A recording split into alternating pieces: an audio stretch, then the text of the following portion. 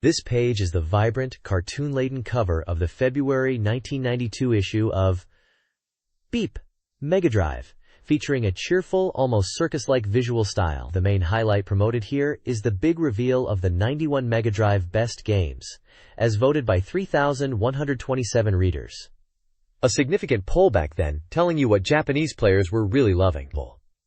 Also heavily featured is a perfect manual for soldiers, known as solfis in the West, promising a complete guide from the prologue up through the 4th chapter.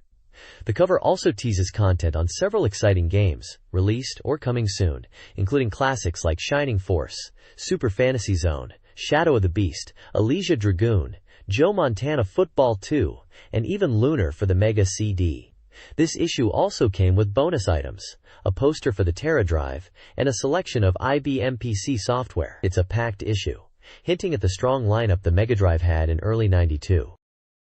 This page features a striking main visual of a bald musician in striped pants playing a guitar in a pink room, alongside the vertical text that translates to, "If you want to become a member, come to Woodstock." This connects to the primary game highlighted on the page, Planet Woodstock, Funky Horror Band, promoted as the first ever musical RPG, and exclusive to the Mega CD. The game centers around a band called the Funky Horror Band, who crash land on Planet Woodstock. The player's adventure involves helping them retrieve their lost instruments on a world dominated by their own music. The accompanying screenshots showcase a mix of cartoon character art and distinct locations, hinting at a vibrant, story-driven experience. The game is priced at 6,800 yen. Below the game feature, the page provides details on the Mega CD hardware itself, presented as the Mega Drive's hyper attachment. It highlights key technical specifications like 6 MB of buffer RAM, high-speed 0.8-second access, and a 12.5 MHz 68,000 CPU, promising a new dimension for both sound and visuals. A picture of the Mega CD unit stacked on a Mega Drive console is shown, along with its standard retail price of 49,800 yen, excluding tax. It notes that a Mega Drive is required to use the Mega CD. This page highlights two distinct Mega Drive titles. The main feature is Joe Montana, 2 Sports Talk Football, showcased with a large image of the famous quarterback himself, and screenshots of the game showing different camera perspectives, including a broadcast view with commentators. The text emphasizes the game's realistic simulation, speed, and excitement, particularly highlighting the inclusion of live play-by-play commentary and screen zoom-up features, bringing the intensity of real football to the console. It boasts that you can play alongside the popular QB, Joe Montana, promising an authentic experience of super plays. The game was released on January 24th for 6,500 yen. Also featured is Toki, known in Japan as Juju. This is presented as a unique action game powered by monkey power. The story involves the protagonist, Juju, being transformed into a monkey by a devil who also kidnaps his girlfriend, Miho. The game challenges players to battle the devil's monkey army across various environments, like plains, water, and jungles, in a fierce fight to rescue Miho, and perhaps uncover a story of evolution. Screenshots display the game's platforming action with the monkey protagonist.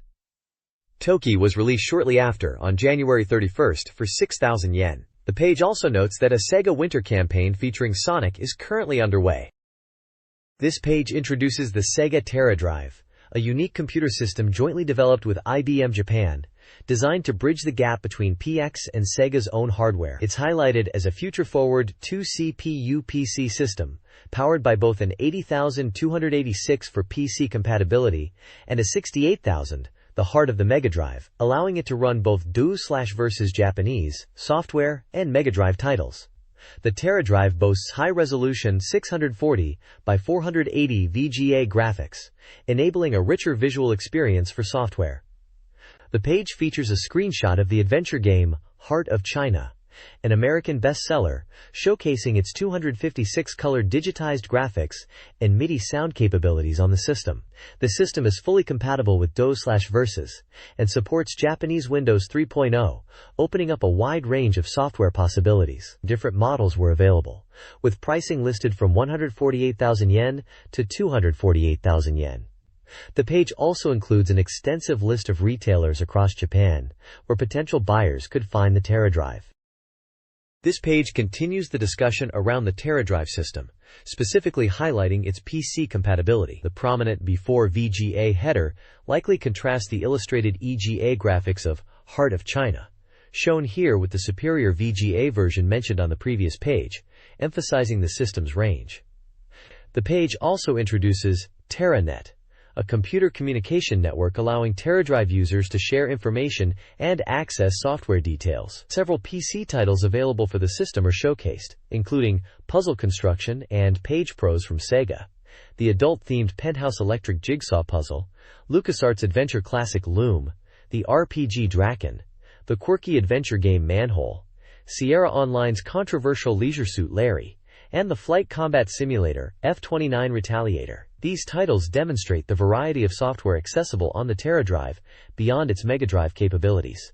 The rest of the page lists numerous retailers across Japan and provides contact information for P&IC support.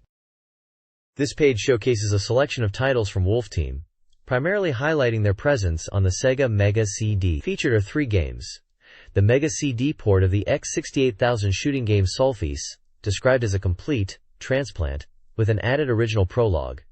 The action game Ernest Evans, noted for its rotating characters and super real action scenes, presented as a definitive version leveraging the Mega CD's capacity.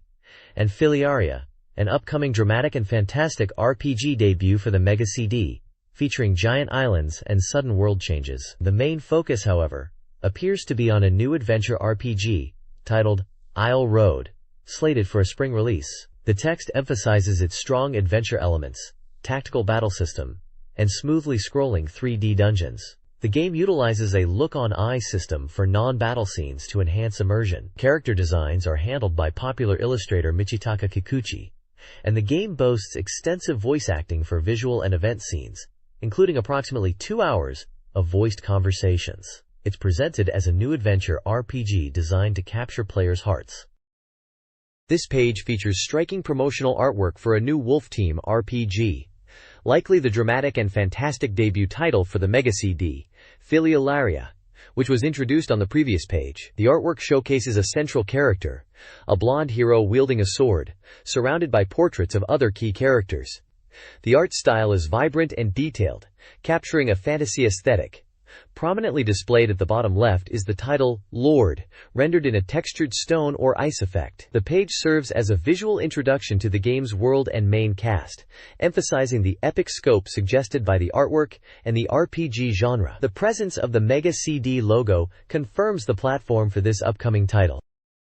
This page features promotional material for the tactical RPG, Langrisser, known as Warsong in North America, on the Mega Drive. The striking background art depicts a volcanic landscape under a dramatic sky. The page details key features of the game, highlighting its beautiful graphics that push the limits of the Mega Drive, a high degree of freedom through a multi-quest scenario system, the integration of simulation elements via tactical battles, and a unique analog growth system for characters that differs from traditional experience point systems. The game was released on January 31, 1992, priced at 8,800 yen, and uses an 8 megabit room with battery backup. Screenshots show the game's interface, including character status, dialogue, and the tactical map view, illustrating the depth of the gameplay. The game was developed by Masaya/NCS. This page presents an introduction to the fantasy RPG, Sorcerer Kingdom, developed by NCS, and copyrighted in 1992. Prominently displayed is the game's title in both English and Japanese, along with the genre classification. The main text provides a narrative prologue, setting the stage for the player's journey. It tells the story of a kingdom where monsters have disrupted the peace, and of a young protagonist, the son of a renowned adventurer named Kanan, who never returned from a quest. On his 16th birthday, the designated age to become an adventurer, the boy bravely seeks permission from the king to embark on his own adventure, following in his father's footsteps and forging his own destiny. The page is overlaid with the vertical text declaring, "And now, the adventure begins." The background features a stylized illustration of a fantasy landscape. This page showcases the historical strategy game, Ambition of Caesar, known as Caesar's Ambition 2 in Japan, for the Sega Mega Drive. The artwork features a stern portrait of a figure resembling Julius Caesar, looking down upon a dramatic depiction of a Roman battle, including soldiers and a warship. The page highlights key gameplay elements through screenshots, showing a strategic map perspective, described as an easy-to-see quarter view, and a multi-window interface allowing for free layout, described as a variable multi-window. The text also points out speedy game progression and a real-time battle mode, indicating a focus on dynamic combat within the strategy framework. Developed by Micronet, the game was released on February 14, 1992. The headline emphasizes the drawing near of history and a triumphant return, fitting the theme of Caesar.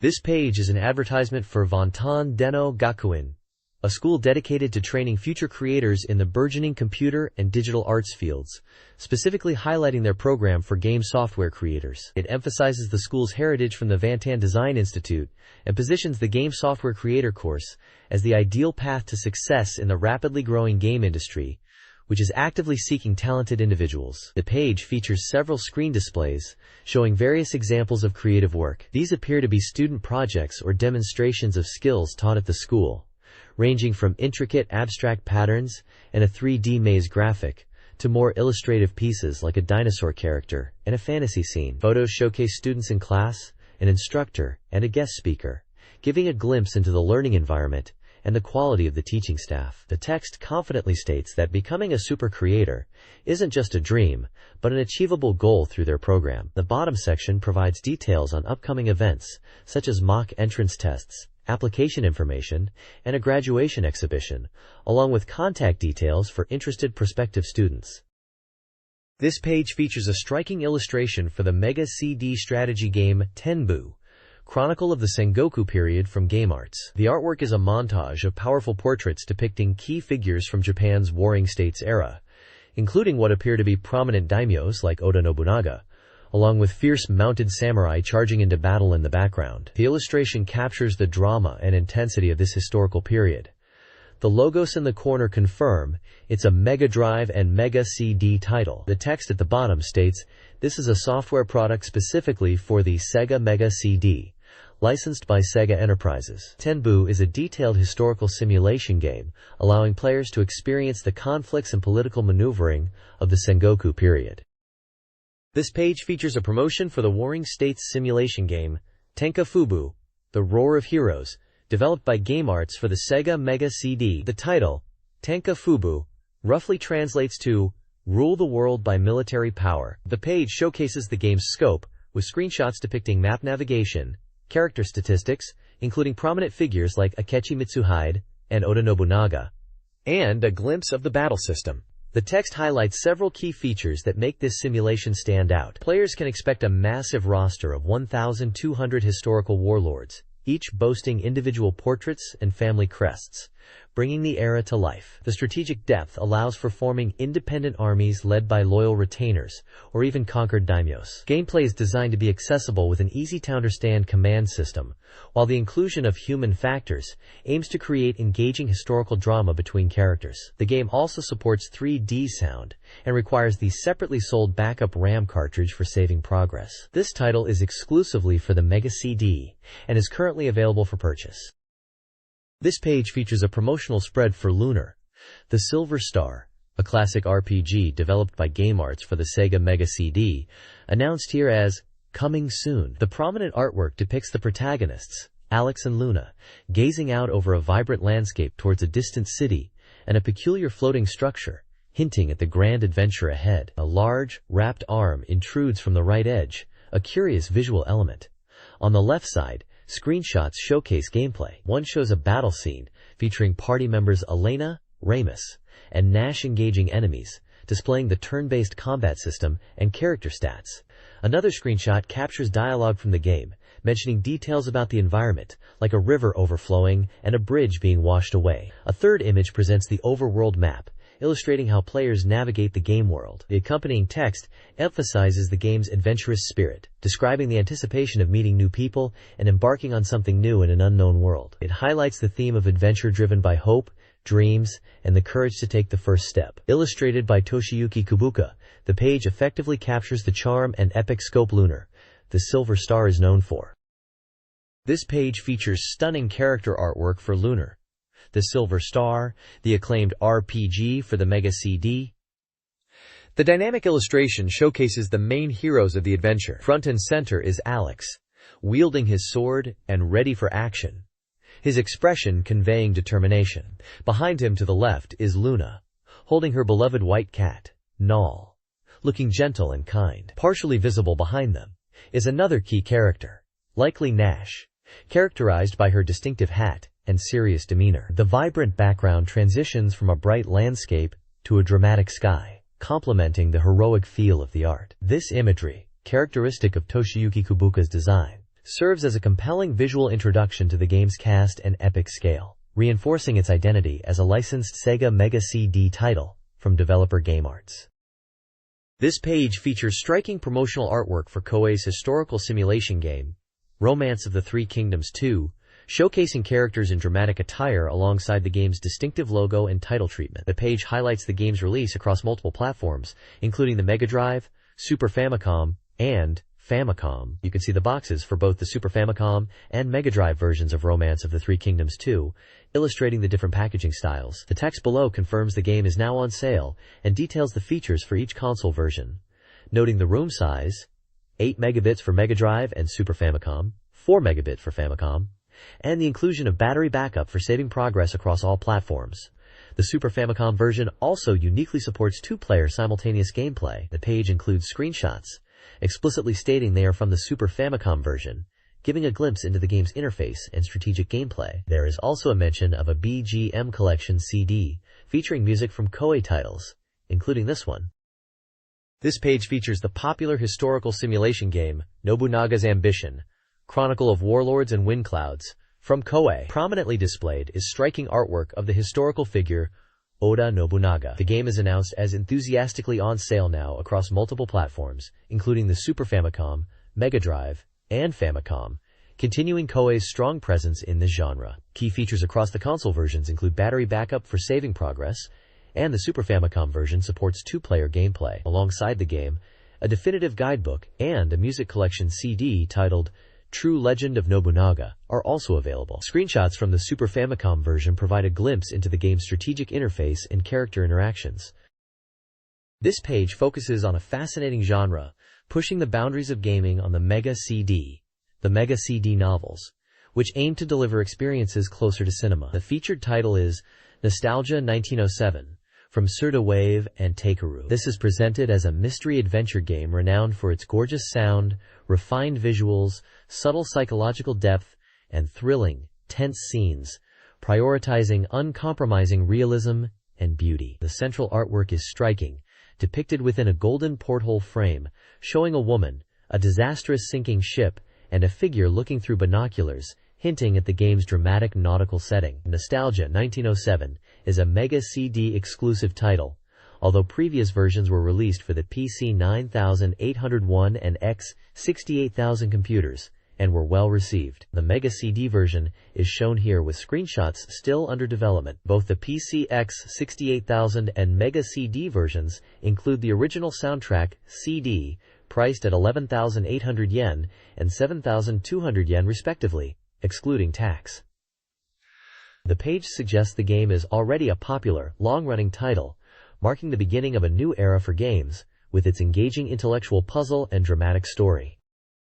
This page is the second volume of RIP News, focusing on the Mega CD title, Magical Girl Silky Lip. The main visual introduces the game's rival character, Isabella, asking, "Who is this girl?" She's described as a magical girl candidate, skilled in attack magic, whose goal is to win the Junior Magic Tournament. The page also previews the game's lots of extras, promising mini-games like Rip Geekiju, featuring deformed characters and skits, along with visual content like openings, endings, and a magical girl song, all designed to enhance the experience. The key voice cast has been decided, including actors for characters like Rip and Isabella. There's also a brief introduction to a staff member. Magical Girl Silky Lip is planned for a March 1992 release on the Mega CD in Japan. Finally, the page announces the start of a fan appreciation gift campaign from Riot for 250 winners.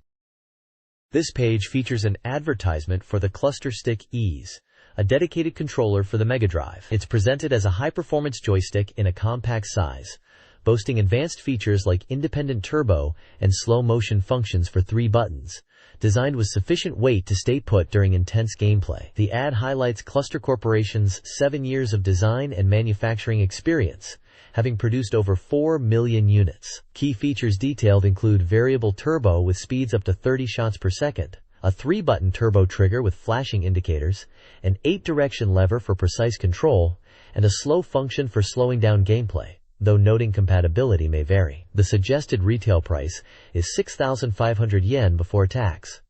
There's also a small recruitment notice seeking an image girl aged 14-23 for the company. This page features a prominent advertisement for the Mega CD title, Deathbringer. The page is dominated by an illustration of a formidable warrior in dark armor wielding a large axe. The main headline asks, "At that time you will know the meaning of his black form." The text describes the game as a dramatic 3D RPG, enriched with visuals and a strategic combat system. It highlights the visual direction by Kazuhiro Ochi and notes that the game uses full cut scenes unique to the Clidrom format, based on new original drawings.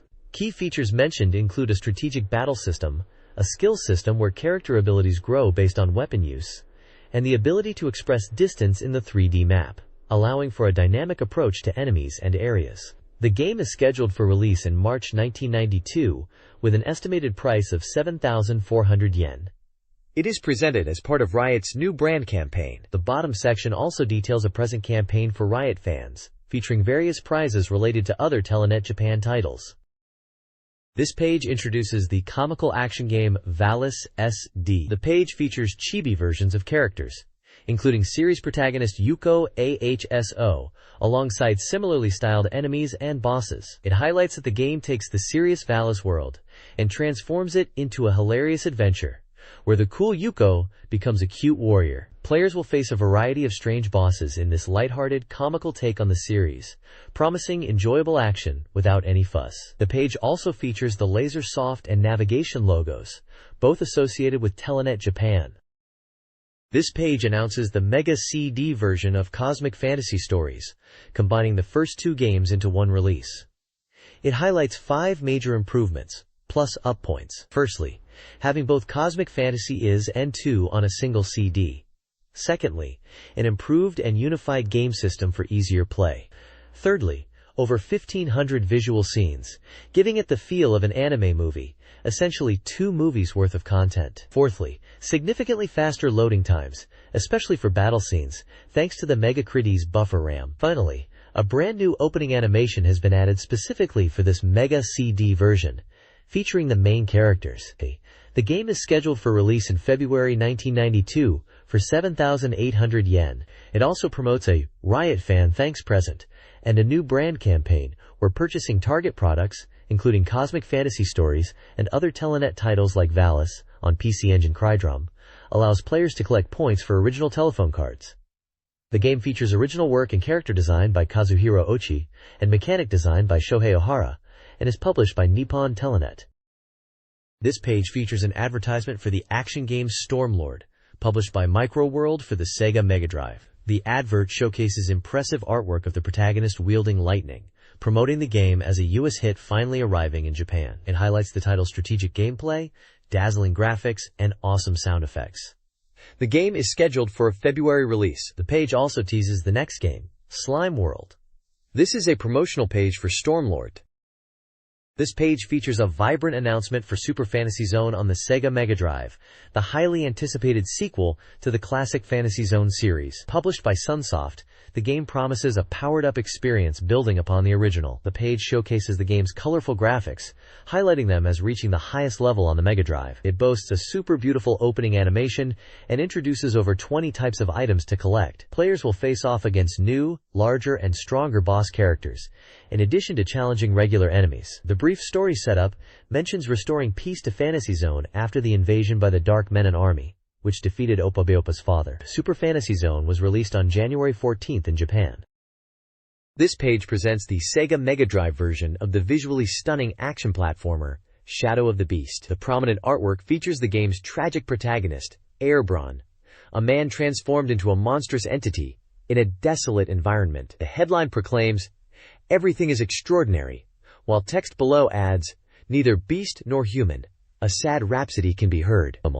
Multiple screenshots display the game's distinct graphics, showcasing diverse alien landscapes and terrifying creatures. The accompanying description details the game's features, including over 100 types of monsters, advanced parallax scrolling techniques, and 6 stages filled with challenging puzzles requiring precise skill. It highlights the game's high difficulty, asserting its 100% action, and recommends it to confident action game players.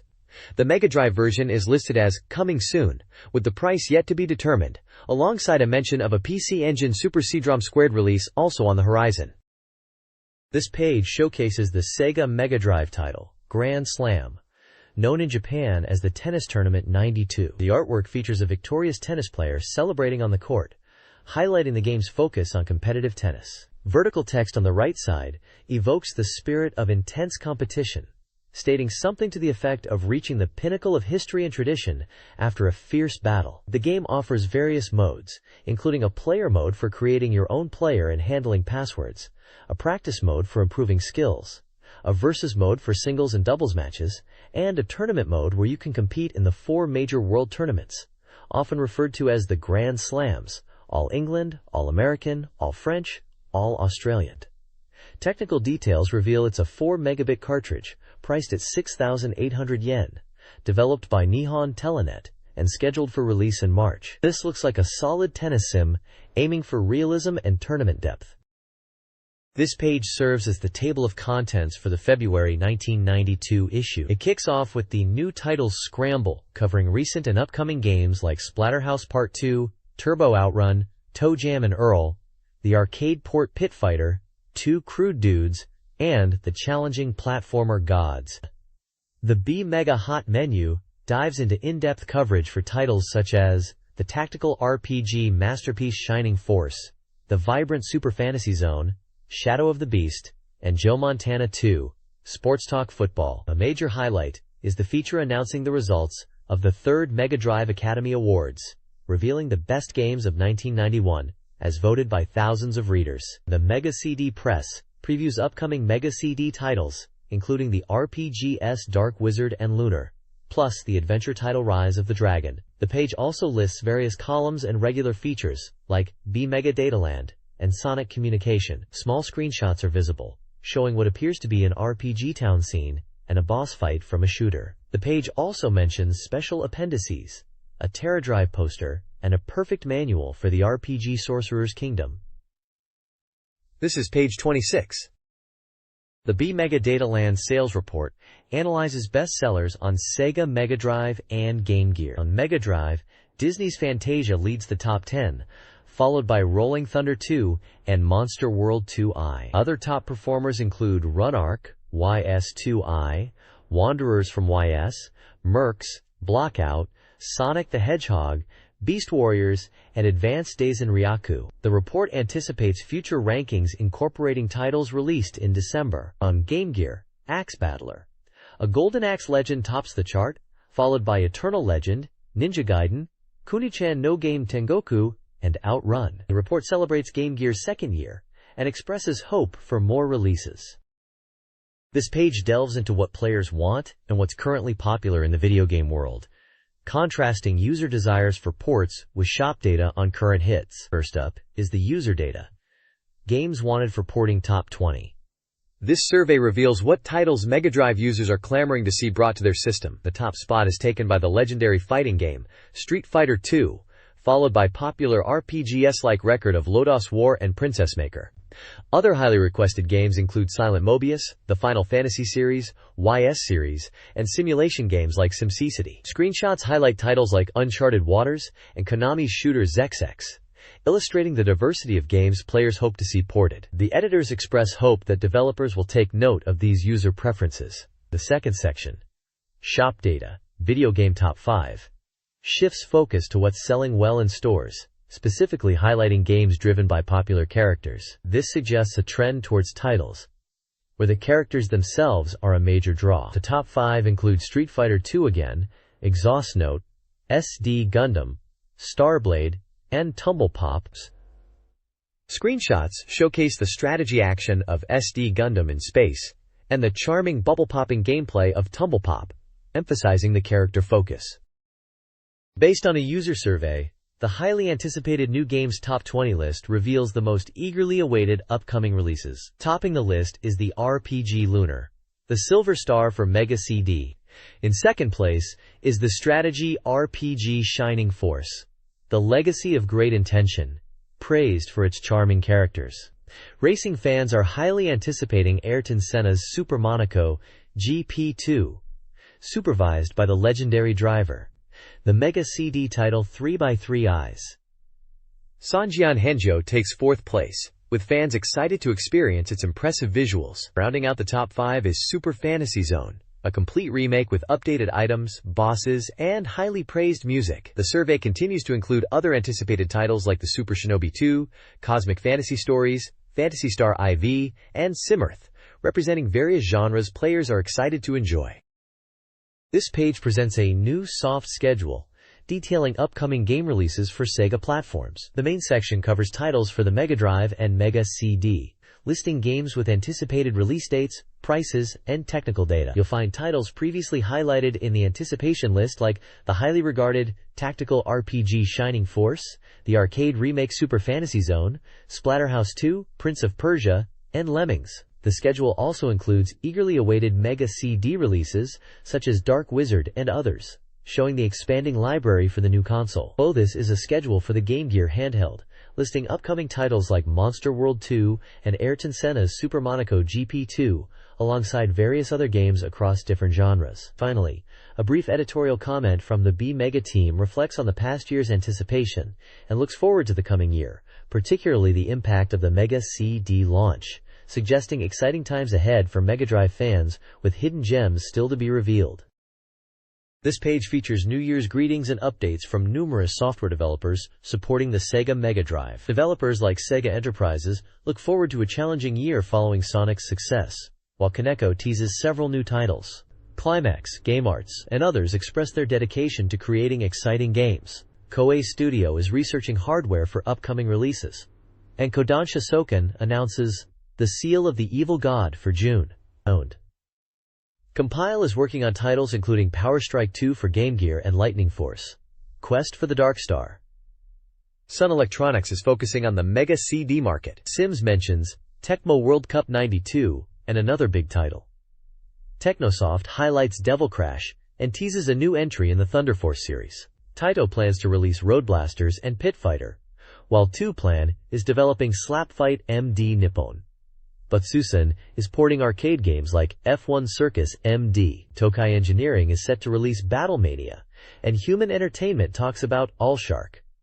Hot B looks forward to Iron Command. Micronet, Microworld, with Stormlord, Messiah, Chaos Seed, and Was, highlighting Twinkletail, also share their plans.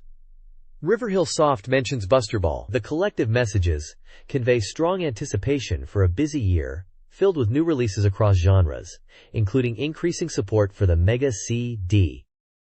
This page features the BeepMD Race section, highlighting reviews and previews of upcoming games. 2 titles are reviewed here. First up is a board game based on the popular character Chibi Maruko-chan Waku Waku Shopping. Released on January 14th, this game is described as a standard board game experience, perhaps lacking in original features. Reviewers note it's likely best enjoyed with multiple players for the competition aspect, though it doesn't seem to offer many exciting events. It scores an average rating of 6.25. The second game reviewed is Joe Montana 2, Sports Talk Football, released on January 24th.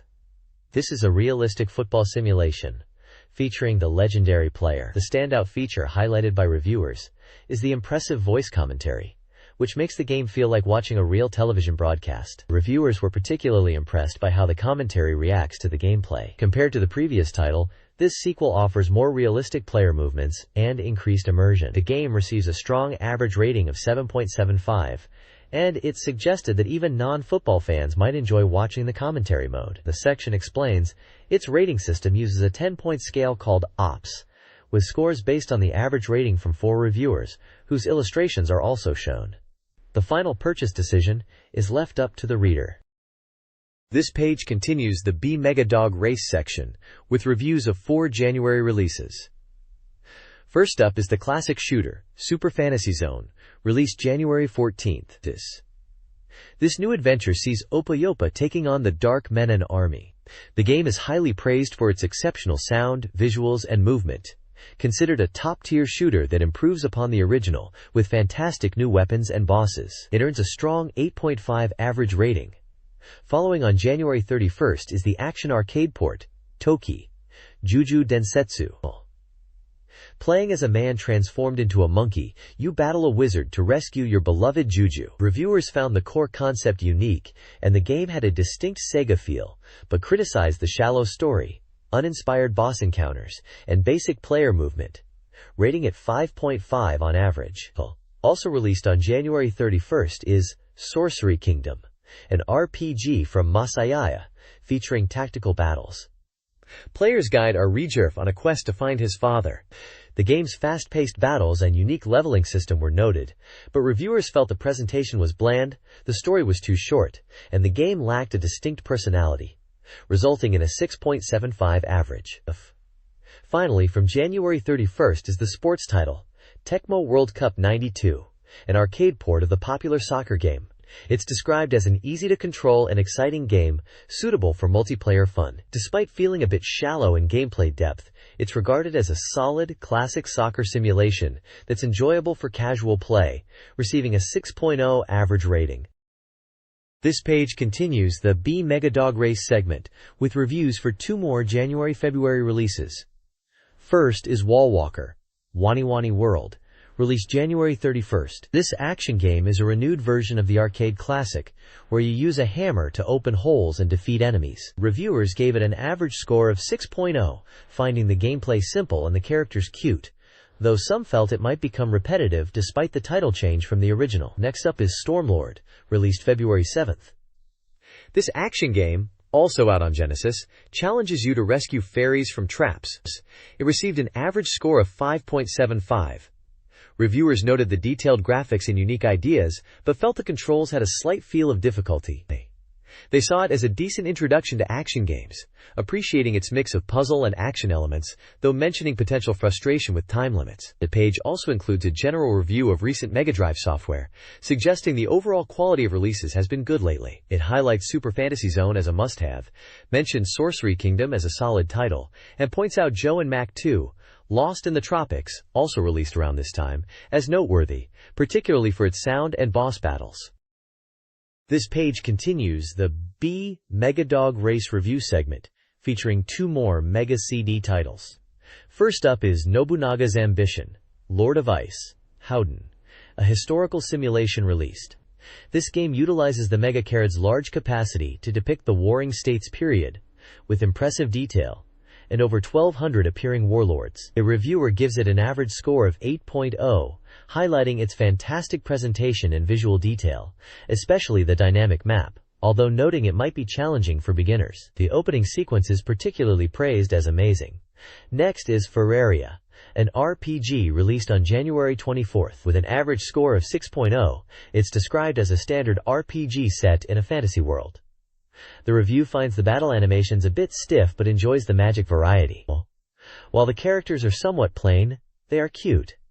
The core gameplay is traditional but of decent quality. The page also includes a general commentary on the Mega Card's progress. The reviewer feels the system is gaining traction but still lacks stability. They note that while some games feature anime-style cutscenes, they often feel like demos. However, the overall software lineup is starting to improve, with Nobunaga's Ambition standing out among the initial releases for its power and depth. They recommend it and mention looking forward to the upcoming Lunar.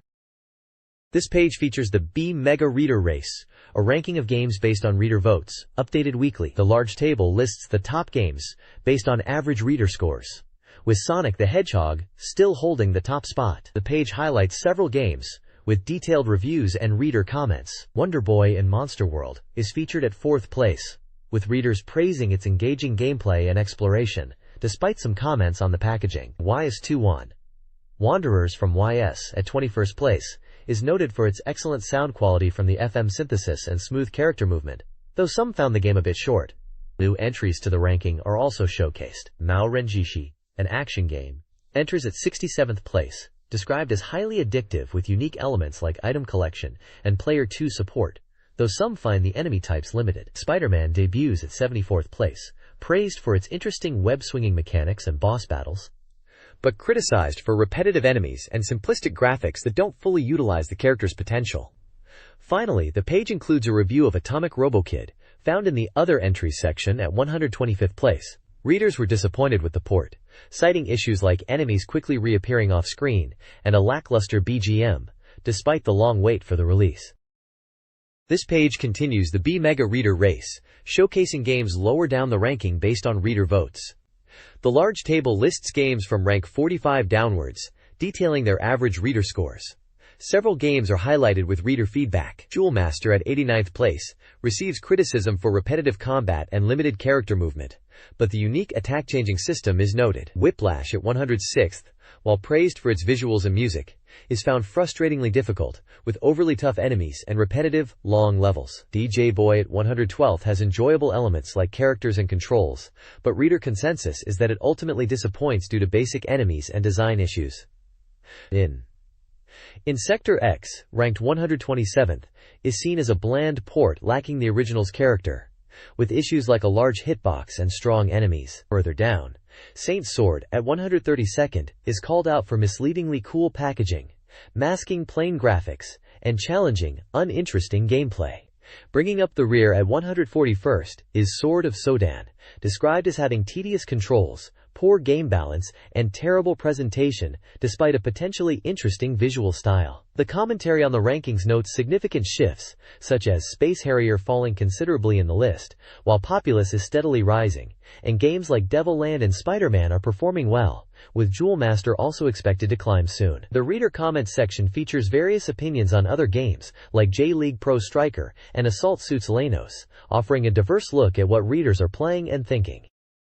This page continues the B-Mega Reader race rankings, featuring games from 91st place down to 145th, along with their average reader scores. An analysis titled MegaDrive Software Weather Forecast examines game quality trends based on release periods. It suggests that the average quality of MegaDrive software noticeably improved from late 1990 onwards, correlating with the release of numerous acclaimed titles. Commentary on the current state highlights the impact of major releases like Sonic the Hedgehog and Advanced Military Commander, likely Advanced Days in Ryaku, noting that the MegaDrive library is currently in a very strong period. The arrival of the Mega CD is expected to further enhance this trend. The magazine is soliciting reader participation for the race, offering prizes like the Genesis puzzle game Is Shido and a favorite MegaDrive title. Readers can submit their own rankings and comments. 2 prediction games are also running.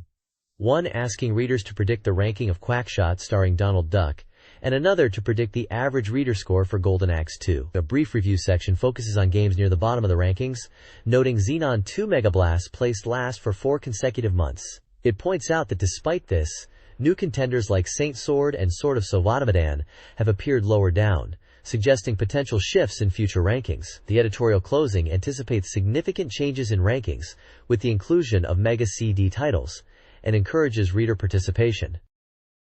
This page presents a rundown of new arcade games hitting the scene. Sega is showcasing the 4-player action brawler Arabian Fight set in a mysterious world, and the sequel quiz game Quiz to Nosama no Yabu, which features time travel. Namco introduces Solvalu, a 3D shooting game building on the legacy of Xevious, offering a cockpit view and immersive battles across various environments like highways and mountains. Teleco announced new titles in Shinagawa, including the street brawler 64th Street, a detective story, allowing 2 players to team up, and the racing game Grand Prix Star, featuring realistic speeds and international tracks for up to 4 players.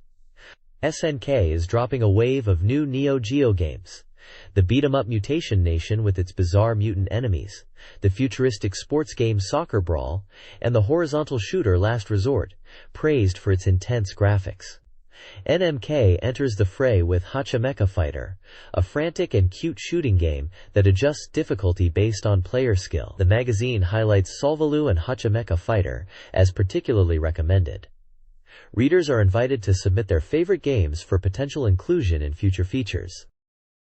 This page dives into the exciting world of the Mega CD launch and the future of Chrondrum gaming.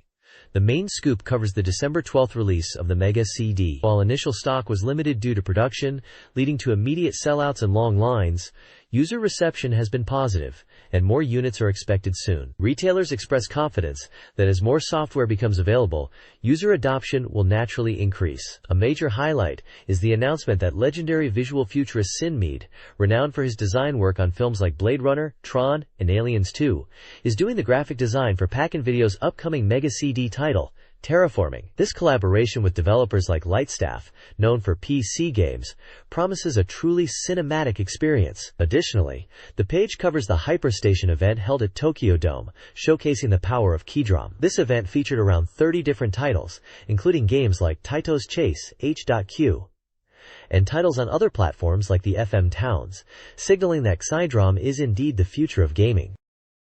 This page delves into various facets of the gaming world, starting with a look at the future with virtual reality, highlighting its potential, and featuring a lecture by VR pioneer Steve Glenn. The current state includes arcade VR games like Virtuality 1000 SD and Battletech, hinting at the possibilities. Another major highlight is a captivating lecture by famed game creator Uji Hiroi, known for titles like Far East of Edens.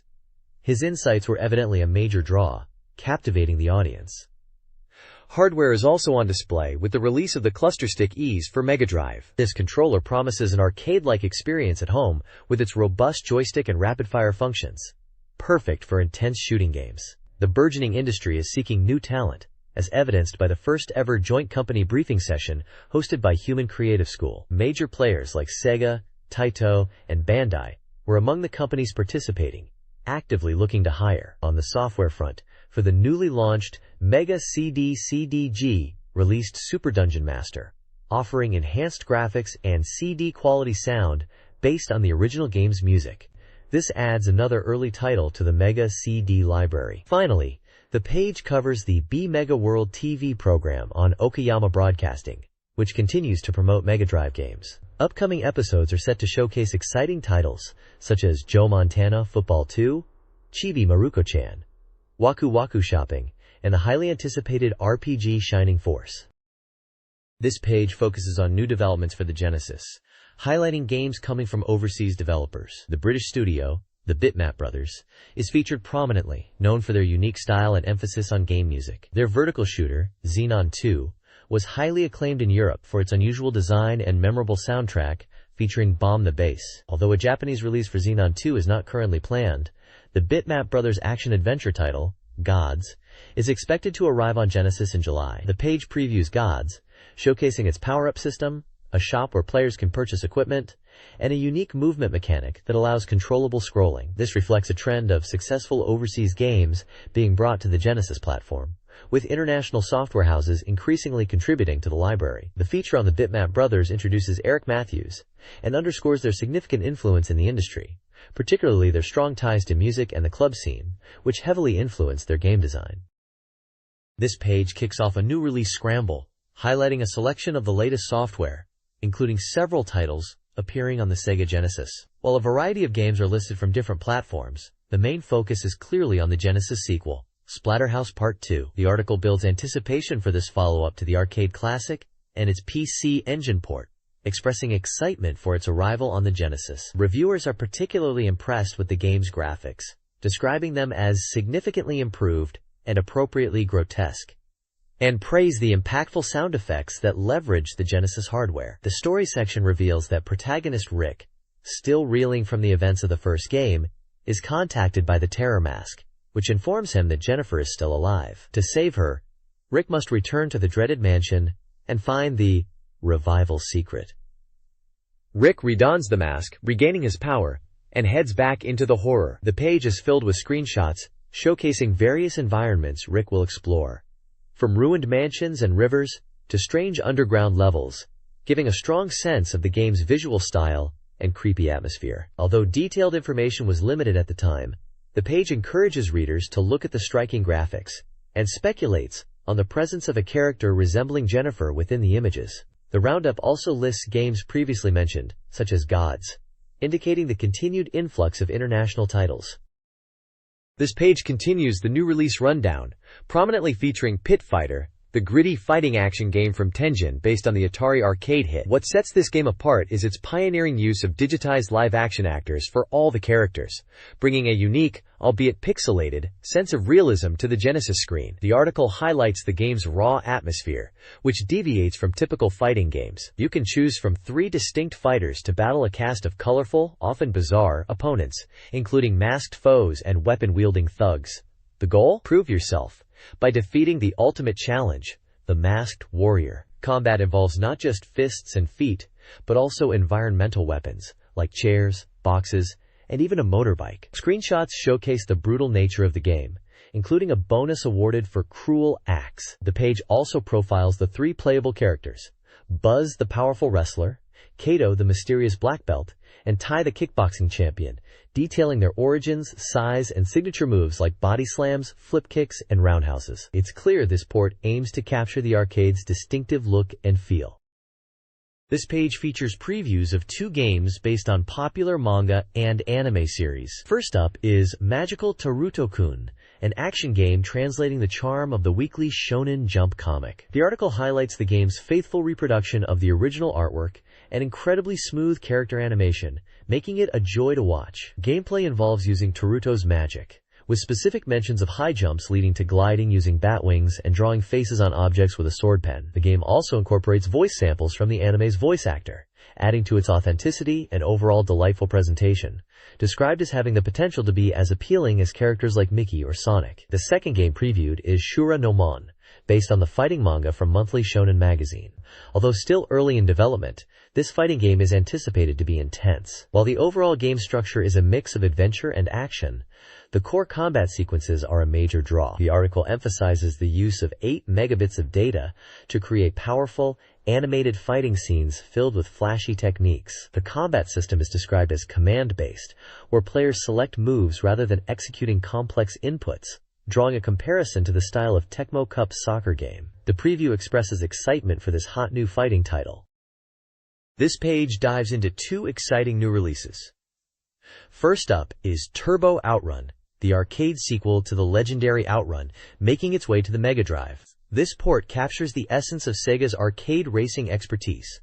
Following the famous cross-country route from New York to Los Angeles, you'll manage checkpoints, choose between manual and automatic transmissions, and even tune up your car with different parts like a high-power engine or high-grip tires, adding a strategic layer to the high-speed action. The visuals and sound are expected to be top-notch, living up to the arcade classic. So that is a Train MD, the Mega Drive version of the popular simulation game Aresha de Aiku. This isn't just a train simulator. It's a comprehensive city-building and economic management game centered around your railway network. Starting with laying tracks and building stations, you'll watch towns grow and flourish as passenger numbers increase, impacting your company's finances. The real enjoyment lies in the process of strategically expanding your system and managing resources. A deep and rewarding simulation that's perfect for anyone who loves detailed strategy and city development. It offers a unique experience, distinct from other games on the system. This page features 2 new releases for the Genesis. First up is Mario Lemieux Hockey, a realistic take on ice hockey starring the legendary player. The review highlights the game's ease of control and depth, offering modes like tournament, shootout, and uniquely, a fight mode, where players can settle disputes with fisticuffs, which the reviewer finds a refreshing addition to sports games. Referee strictness can also be adjusted across 3 levels, impacting penalties. Screenshots show the commentator, the game mode selection screen, the one-ice gameplay, and the surprising fighting sequences. Below that is Toe Jam and Earl, a funky action game featuring 2 alien rapper protagonists who crash-landed on Earth and must find pieces of their spaceship to return home. The game is described as having a random world generation where players explore, find presents, items, with various effects, and interact with strange Earthlings. The review praises the distinctive graphics and sound design, noting the game's unique and humorous style. Screenshots showcase the overhead exploration view, character sprites, and the spaceship being reassembled. This page presents 2 exciting new releases for the Sega Genesis. First up is Battlemania, known internationally as Troubleshooter, a vibrant horizontal scrolling shooter from Vic Mecha. The game features 2 skilled troubleshooters, Mania and Maria, on a mission to rescue a kidnapped prince. Players navigate through 6 challenging stages, taking down mid-bosses and final bosses. The game boasts unique superweapons and the welcome addition of unlimited ammunition. Character profiles highlight Mania's fiery personality and Maria's background as a wealthy daughter. The screenshots showcase the colorful anime-inspired character designs and the dynamic gameplay action. Below that is Nakajima Satoru F1 Hero MD from Very, a racing game following up on their previous F1 title. This iteration brings the racing action into a 3D perspective. Notably, the legendary driver Nakajima Satoru, who was an advisor in the previous game, now appears as a major rival, adding a compelling element for fans. The game features various modes including a 16-race season, free practice and time attack, and utilizes a password system for progress. A 2-player versus mode is also included. Screenshots display the new 3D racing view and in-game menus. The transition to 3Ds and the inclusion of Nakajima Satoru as a rival are highlighted as key points of interest. This page features a new release scramble, showcasing 2 upcoming games. First up is Caesar's Ambition 2, a real-time strategy simulation from Micronet set in ancient Rome.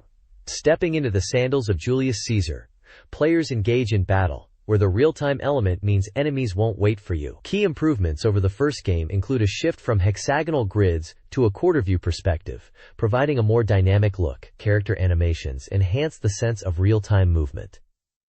A major new feature is the inclusion of a 2-player split-screen versus mode, allowing for head-to-head strategic battles. Battery backup is included for saving progress. The graphics and system have received a significant power-up, making this a notable improvement on the series. Below that is the arcade port of Road Blasters by Tengen. This brings the classic futuristic combat racing action to the Genesis.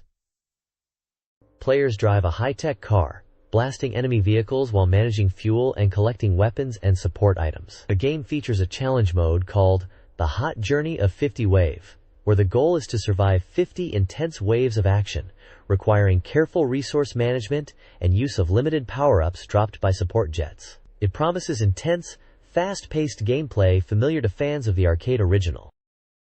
This page features the upcoming title Wani Wani World from Kaneko, an action game released in early 1992. Set in a peaceful world of crocodiles, it is suddenly invaded by the evil Emperor Captain Pincock and his 4 heavenly kings. The heroes, Charlie and Smiley, residents of Wani Wani World, take up hammers to drive out the invaders. This game is described as a puzzle action title focused on cooperative 2-player gameplay. Players use their hammers to break holes in various types of floors, dropping enemies to defeat them. Strategic use of items is also crucial. The game structure involves clearing 8 stages, culminating in forced scrolling final stages. Each world features a boss waiting at the end. Screenshots show bright, colorful pixel art environments and characters. The reviewer notes the characters' cute movements and suggests it's a game enjoyable for the whole family, especially with the 2-player simultaneous play, making challenging sections more approachable through cooperation. Specific bosses highlighted include a rope-swinging gorilla in Stage 1, a large scorpion in Stage 2 that attacks and flies, and a cute hedgehog in Stage 3 that surprisingly shoots needles.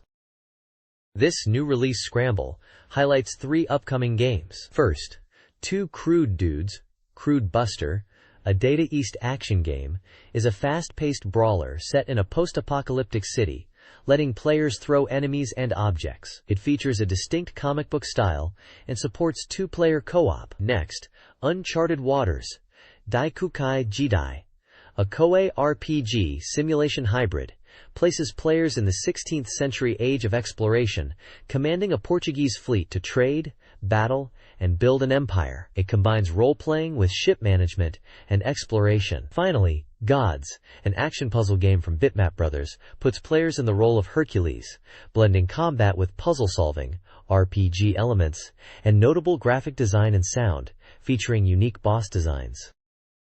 This page kicks off a BeepMD Hot menu section, focusing on the upcoming RPG, Shining Force, The Legacy of Great Intention. The article notes the developers are working hard towards the March 27th release date and encourages readers to look forward to it. A large illustration of the main characters dominates part of the page, setting the epic fantasy tone. The feature dives deeper into the starting town of Guardiana, which was briefly mentioned previously. It highlights the town's connection to the castle and details various buildings players will encounter, such as item shops, taverns, and churches. Screenshots show key locations like the tavern and church interiors, and even an interaction with a barking dog. A particularly interesting gameplay detail is pointed out.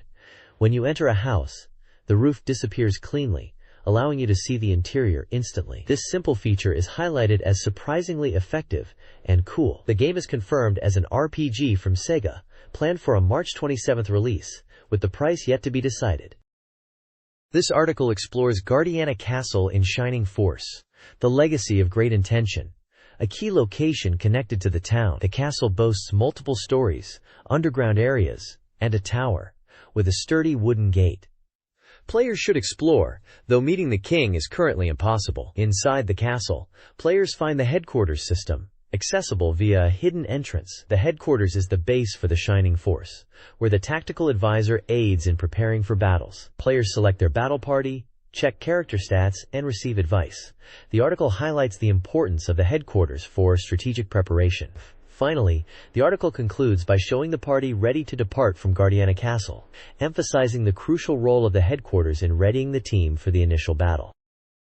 This page delves into various combat scenarios and gameplay elements in Shining Force. It covers fighting in confined dungeon spaces, advising players to strategically place high HP characters at the front and protect the main character. Battles don't just begin abruptly, they often follow dialogue or events, adding anticipation. The page also shows the world map view and the detailed maps within buildings, commenting on the strategic use of terrain. It highlights the flashy effects of magic spells like Blaze and the healing magic with fairies. Finally, it touches upon battles and town environments with detailed backgrounds, and the challenge posed by fast-moving flying enemies like large bats, requiring players to anticipate their approach.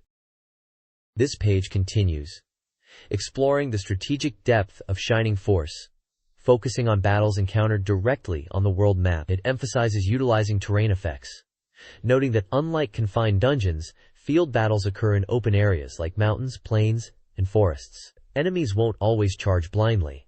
You can draw them out and use the environment to your advantage, perhaps luring them into choke points or using ranged attacks. The page highlights how the battle background changes depending on where the encounter happens on the map, showing examples of mountain, forest, and plain settings. It also touches upon the satisfying feeling of characters leveling up, and briefly mentions checking enemy stats, even if sometimes the situation is so bad you can only laugh. The map views demonstrate movement across different terrains, showing how the party progresses through the landscape.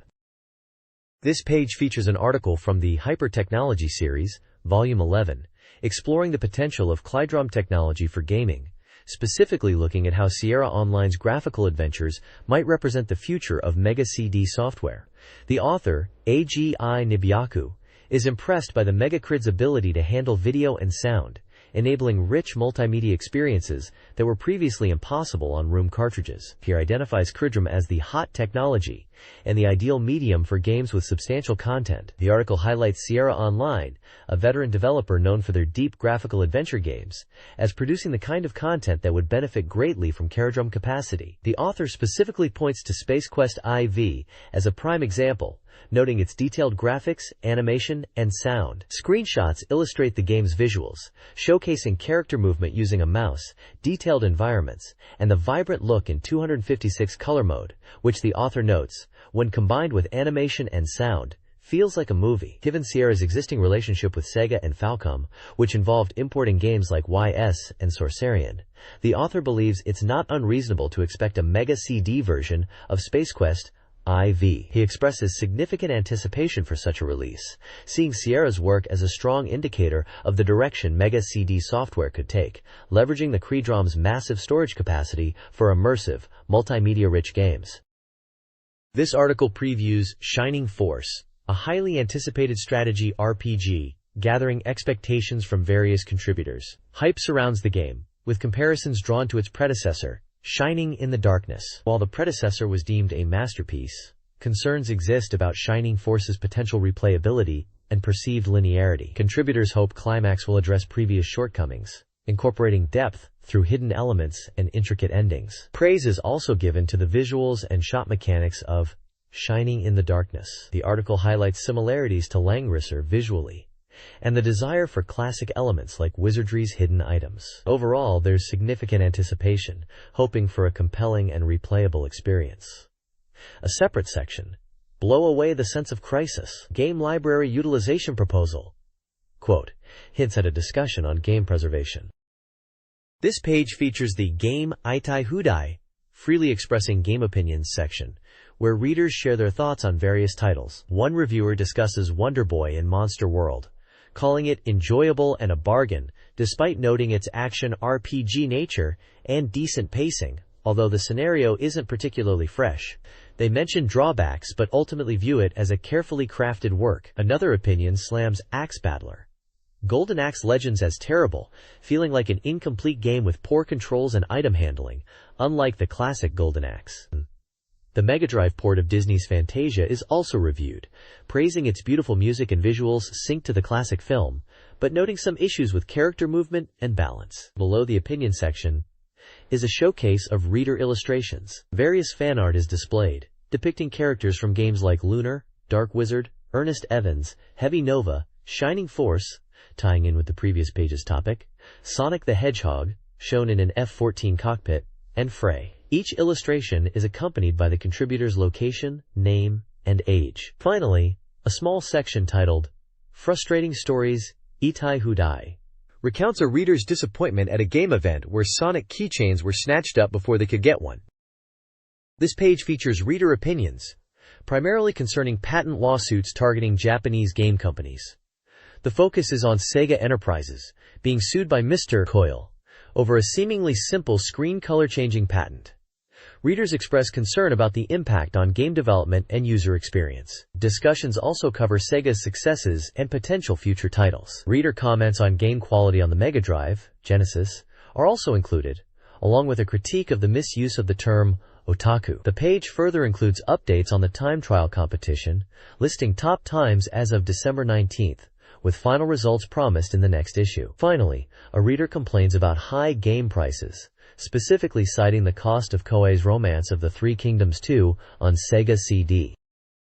This page is dedicated to the Bin Talk and Mega Focus section, presenting reader contributions and magazine responses. It features screenshots and illustrations related to several Sega Mega Drive titles. The top left screenshot is confirmed to be from a super strategy game, showing a city occupation scene, which a reader recognized from a school history book. The top right and middle right screenshots are from Sega's action game, Jewel Master. Reader feedback covers various topics. One reader points out a connection between character designs in Lunar and the anime Nadia, The Secret of Blue Water, which the magazine confirms is due to the same designer. There's also a humorous comment referencing Gilius from Golden Axe. Other readers ask about YS2I, Wanderers from YS, and the latest Monster World title, which would be Wonder Boy in Monster World at this time. The music of Shadow of the Beast is also mentioned. A significant discussion focuses on Jewel Master, questioning if it was a port of the X68000 game Blade the Great Alensu. The magazine confirms Jewel Master was a Sega original, but mentions it was planned for release but ultimately cancelled. The bottom section briefly highlights the monthly winners of reader submissions. This page features a variety of reader contributions and magazine sections. At the top, there's a humorous 4-panel manga strip, a regular feature in the magazine, centered around the mascot MD-kun and others, likely celebrating the new year based on the title M-91. Below the comic is a section offering apologies for errors in the previous issue, including corrections related to weapon introductions, mentioning cluster, inaccuracies in dog race odds, and photo errors in the news section. A large portion of the page is dedicated to announcing the winners of presents from the December issue. Prizes awarded include various Sega Mega Drive games such as Rolling Thunder 2, Fantasia, Beast Warriors, G. Alesta, and El Viento, along with other items like Sonic keychains and illustration paper. The list provides the winners' names and prefectures, grouped by the prize won, highlighting the magazine's active engagement with its readership through contests. Finally, the page details the various categories for reader submissions to BeepMD, the magazine's reader interaction section. Readers are encouraged to submit discussions on specific game themes, messages to the game industry, anecdotes, and interesting findings about games, like glitches or similarities, perhaps referencing the copycat discoveries mentioned on the previous page. questions for developers, and even personal vents about games or the editorial staff. Submissions for the MD Kun manga strip are also welcomed. This section underscores the magazine's commitment to fostering a community around the Mega Drive. This page features a special spotlight on Hidehiro Yoshida, the graphics manager at Climax, known for his work on the Shining series. The article is humorously titled, "Why Don't You Become Hidehiro Yoshida's Bride?" Playing on a theme of loneliness. Yoshida himself discusses feeling lonely despite his successful career, mentioning that the staff at Sonic Communications even call him Ojizan, middle-aged man, and tease him about finding a wife. He expresses a desire for someone to come forward. The profile section highlights his background and his role as a key figure in Climax's game production, listing contributions to titles like Shining in the Darkness and Shining Force 2. Below this, his subordinates share their impressions of him, offering glimpses into his personality and work ethic. One notable comment includes a boast about being able to clear the first stage of Sonic the Hedgehog, Zone 1 Act 1, in just 25 seconds, a classic gamer challenge. This feature provides a lighthearted look at a key figure behind some popular Mega Drive titles. This page features columns from two key figures, Hiroshi Takahashi and Hiroshi Naito, both involved with Climax and the Shining series. Hiroshi Takahashi discusses the challenging development of Shining Force, noting how the project grew in scope, requiring significant effort from the team. He mentions the initial size estimates versus the final size and the need for compression, along with showing screenshots from the game, including the character stats screen, and a detailed look at the character Tao. He expresses hope for the game's reception. Hiroshi Naito's column details his experience at a driving event, specifically a time attack for Honda NSX owners, describing the driving techniques practiced and the challenges like spins and muddy conditions. He connects this back to upcoming events related to Shining Force. The page also includes humorous handwritten calligraphy pieces from both columnists and a small section called Sonitsu Mania. This corner mentions the anticipation for Shining Force and includes playful notes questioning game titles, abbreviations, and referencing Sonic the Hedgehog 2. The page provides insights into the development process and extracurricular activities of the creators behind these popular games. This page features a fascinating sci-fi article detailing humanity's first contact with the Ganymedes, the acquisition of FTL technology, and Earth's inclusion among spacefaring races. It describes a secret relay station on Earth, built in rural Wisconsin after the Civil War, and administered by Enoch Wallace, which served as a vital transfer point in an interstellar network, but is now mysteriously closed. The station, disguised as a farmhouse, has a coating making it impenetrable, leading to speculation it might be an alien message or judgment. Below the article is a humorous comic strip, illustrated by Yoshitaka Tamaki, the renowned artist behind Phantasy Star II. Set in Euthyse's house from Phantasy Star II, the comic features characters resembling Rudo, and another Phantasy Star character, being surprised by the sudden appearance and assault from Sonic the Hedgehog, and an elf-like character, possibly from the Shining series. The comic shows the Phantasy Star characters getting comically beaten up by the unlikely duo. The page also includes quirky handwritten notes and doodles from Climax staff members, Yoshiki Tagawa and Yoshitaka Tamaki, sharing unrelated personal thoughts and drawings. This page features multiple columns by contributors from Climax, the developers behind the Shining series. The top left column, Masaki Wachi's Scary Story DX, The Queen is Scary, discusses the production status of Shining Force, noting a planned character, the Queen, was ultimately cut from the game, despite graphics being prepared. An accompanying illustration shows characters that appear to be from the Shining series. The top right column, Taguchi Commander Special, Roaring at the Ashura Ground Squared, written by Yasuhiro Taguchi of Climax, humorously details the frantic workload and a search for someone named Dogen, linking the difficulty to the surprising appearance of Sonic the Hedgehog at various software houses. A doodle reflects a wishful sentiment about the new year amidst the chaos. The bottom section introduces Game Design, Elephant's Hole, a reader submission corner for game ideas, reviewed by the Climax commander. Several reader contributions are highlighted, including a karaoke RPG and an action game titled Dead Heat Cross, showcasing creative concepts from the community. This section also clarifies the submission process for this recurring feature. This page features a mail-order sales list and store information for GameBank, offering games for Mega Drive, Mega CD, and Super Famicom, with prices and ordering details.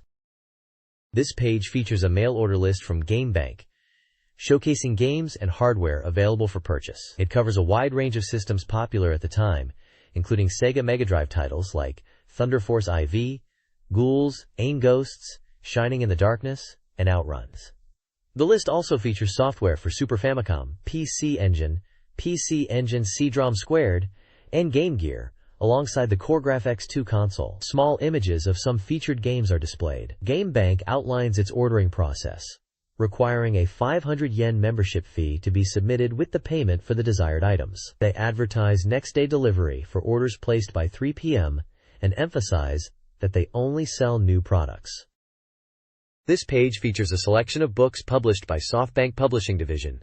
3 of the books are focused on RPGs, offering resources for players and creators. The RPG Fantasy Encyclopedia explores the origins of fantasy elements like monsters, weapons, and armor by referencing mythology and medieval stories. A Japan edition delves into Japanese fantasy, drawing from historical texts like the Kojiki and Nihon Shoki to cover Japanese mythical eras, characters, weapons, and armor relevant to fantasy storytelling. The RPG Setting Material book, titled Magic Kingdom Simuljanti, provides detailed guides on creating world settings, characters, classes, weapons, and items, specifically aimed at those who enjoy RPGs but need help with scenario writing and game design ideas. The final book highlighted is Pinball Graffiti, described as Japan's first pinball book, featuring around 180 pinball machines from 1965 to 1988, and includes essays by famous figures like Haruki Murakami and Koichi Sugiyama, alongside a history of pinball and practical advice.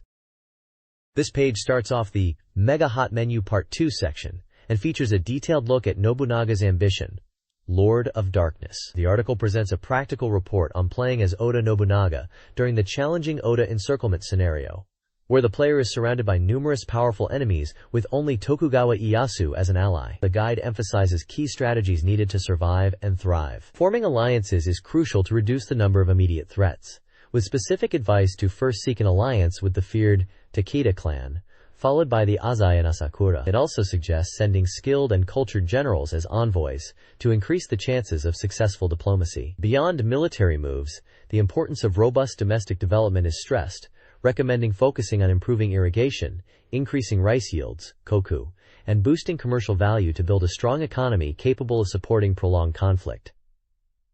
The game is presented as a historical simulation, allowing players to verify and potentially alter the events leading to Nobunaga's rise and fall. Key historical conflicts and alliances are recreated, offering a realistic experience of the Sengoku period. The page includes a screenshot of the game's map interface, showing the date March 1571, along with portraits of notable figures like Takeda Shingen and Asakura Yoshikage.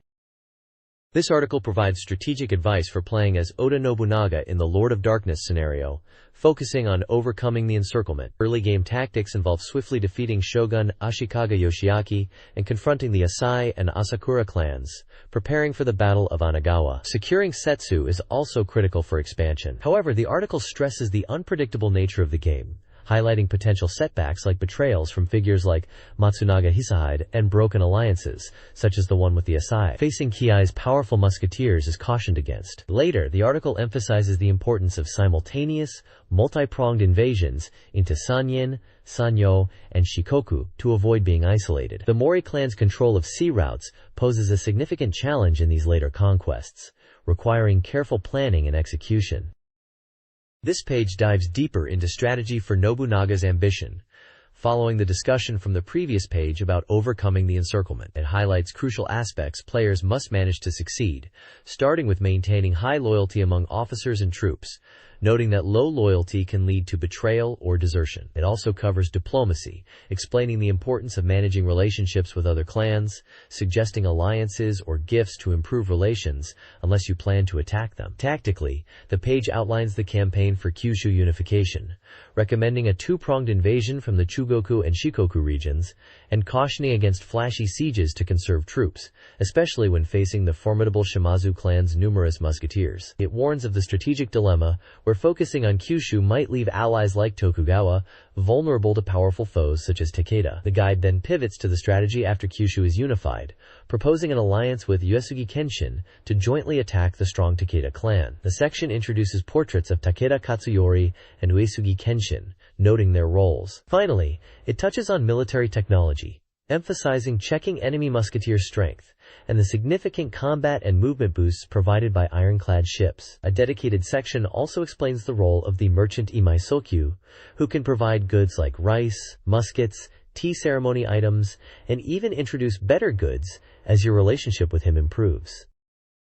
This page is dedicated to Super Fantasy Zone, a game being highlighted again based on strong reader interest. It assures players that the game is designed to be enjoyed by both newcomers and experienced fans. The game was released on January 14th for 6,800 yen by Sunsoft, developed for the Sega Mega Drive with 8 megabits. The page delves into some of the game's key items and weapons, showcasing them with icons, prices, screenshots, and descriptions. These include the reliable homing quartet missiles, the crossrang, which acts like a boomerang and is effective against bases and bosses, though perhaps less so at range, and the powerful backfire, useful against specific bosses.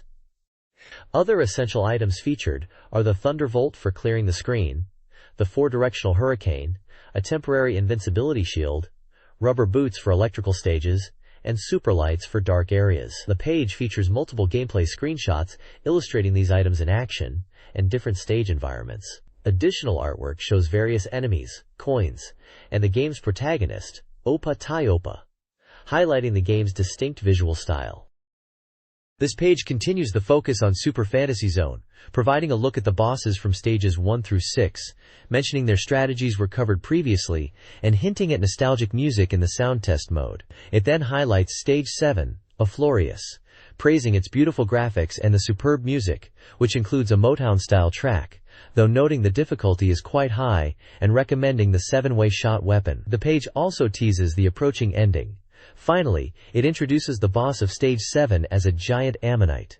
It advises that attacking it will cause it to split, and suggests using the Thunderbolt weapon to defeat the split forms quickly. Various enemies, items like coins and shields, and other bosses such as the barrel with wings, the pumpkin, and the gear-like boss are shown. This page introduces the Genesis version of Toki, known as Juju Densetsu in Japan. Originally an arcade game and later ported to the NES, this port aims to be closer to the arcade experience. The review highlights the game's premise where the hero is turned into a monkey by an evil sorcerer who also kidnaps his lover. Gameplay involves navigating stages as the slow-moving, one-hit kill monkey. The key to survival is utilizing the abundant items found or dropped by enemies. Defeating foes yields fruits, which function as points and contribute to earning extra lives, noting that 50 fruits grant a 1-up. The main form of offense is spitting, which can be upgraded to various types, like a 3-way shot, or bouncing shots by collecting panels. Despite the challenging difficulty due to the protagonist's fragility and speed, the variety of items and shot types are essential for success. This page continues the coverage of Tamaki, emphasizing that while the main character, Juju, is slow, you must constantly attack to make progress. The game features a demanding structure with 9 stages, each divided into 4 parts, with a boss waiting at the end of the very first part of each stage. It stresses the need to watch out for vertical scrolling and obstacles. 2 primary attack methods are detailed: scattering seeds, spitting, and a primitive stomp attack. Unique items are shown, like the 16-ton weight used as a platform or weapon, and a swimming mechanic is present in water stages. The page showcases 2 bosses, the multi-faced primeval and the large mechanical boomer, noting the boss health bar consists of several segments, implying multi-phase fights or distinct weak points. Juju's various actions are highlighted, including crouching, climbing vines, and swinging on ropes, adding variety to the platforming. Overall, the article praises the character's charming actions and the game's personality, suggesting it's a tough but engaging experience.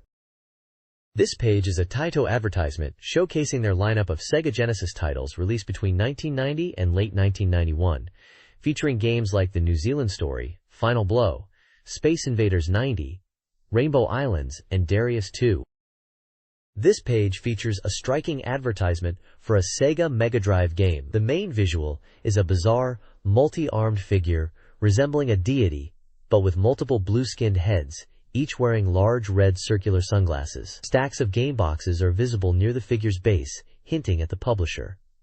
The prominent vertical text reads, "Ah, it's Master Dojo." This unique character and tagline point to Taito's title, Dojindam. The ad uses the surreal imagery of the multi-limbed character with varied hand gestures to create a memorable and humorous impression for the game. This page is part of the Omega Hot Menu feature, focusing on the Sega Mega Drive RPG, Port of Tracia, developed by Riot/Telenet Japan. It's highlighted as an adventure with elements of romance, set in the port town of Johanna. The game features visual scenes designed to evoke the atmosphere of fantasy romance novels. Players control the protagonist Roy as he embarks on a journey, with the story structured around episodes leading up to his return to the town and the girl named Tracia. Screenshots display the game's interface, including the town exploration view, with character status and message windows, atmospheric visual scenes, and the turn-based battle system, where players choose actions like attacking, using magic, defending, or escaping via a simple numbered menu.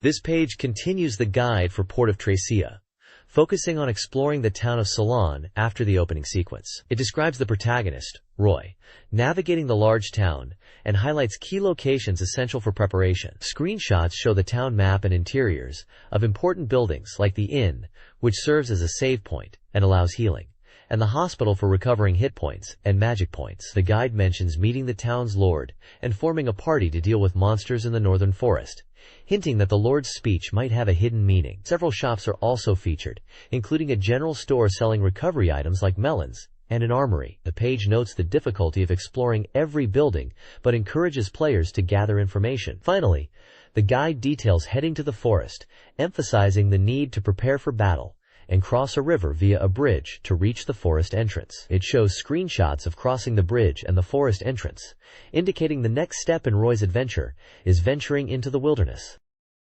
This page dives into the brutal world of Shadow of the Beast, an action title known for its incredible graphics and challenging gameplay. You play as a Darbron, transformed into a beast and fighting to regain his humanity by defeating Maletoth. The game throws relentless action at you from the start, featuring basic punches and kicks that evolve with collectible items, and later, flying weapons essential for progression. The path is fraught with hideous beasts, giant insects, and tricky, grotesque traps. You'll face massive monsters that often shrug off standard attacks, requiring mastery of the intense combat. What truly stands out is the visual presentation, boasting gorgeous yet unsettling graphics with an impressive 13-layer parallax scrolling background. Early stages are tough, forcing you to learn enemy patterns quickly as they attack with blinding speed. Entering areas marked in can lead to terrifying nightmare stages, emphasizing the need to memorize patterns to survive. The opening Savannah Necropolis stage immediately assaults you with enemies, but timing is key to taking them down. Watch out for unbeatable ground traps like thorny branches and giant clawed hands. Even the sky holds threats like strange flying ships. The page showcases various screenshots, including floating eyeballs, flying orbs you can punch, and the appearance of a large red dragon, highlighting the diverse and bizarre enemy encounters. Shadow of the Beast is a hardcore game that demands skill and pattern recognition to overcome its grotesque challenges. This page continues the dive into Shadow of the Beast, covering the deep cave and castle stages. After traversing the necropolis, you enter the Deep Cave, a complex dungeon requiring you to find 2 keys to proceed. This area introduces a new dynamic.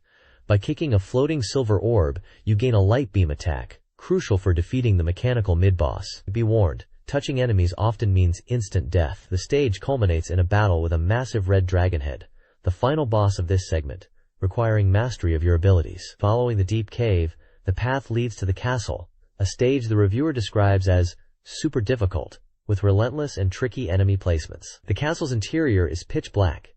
You absolutely must grab the torch near the entrance to see.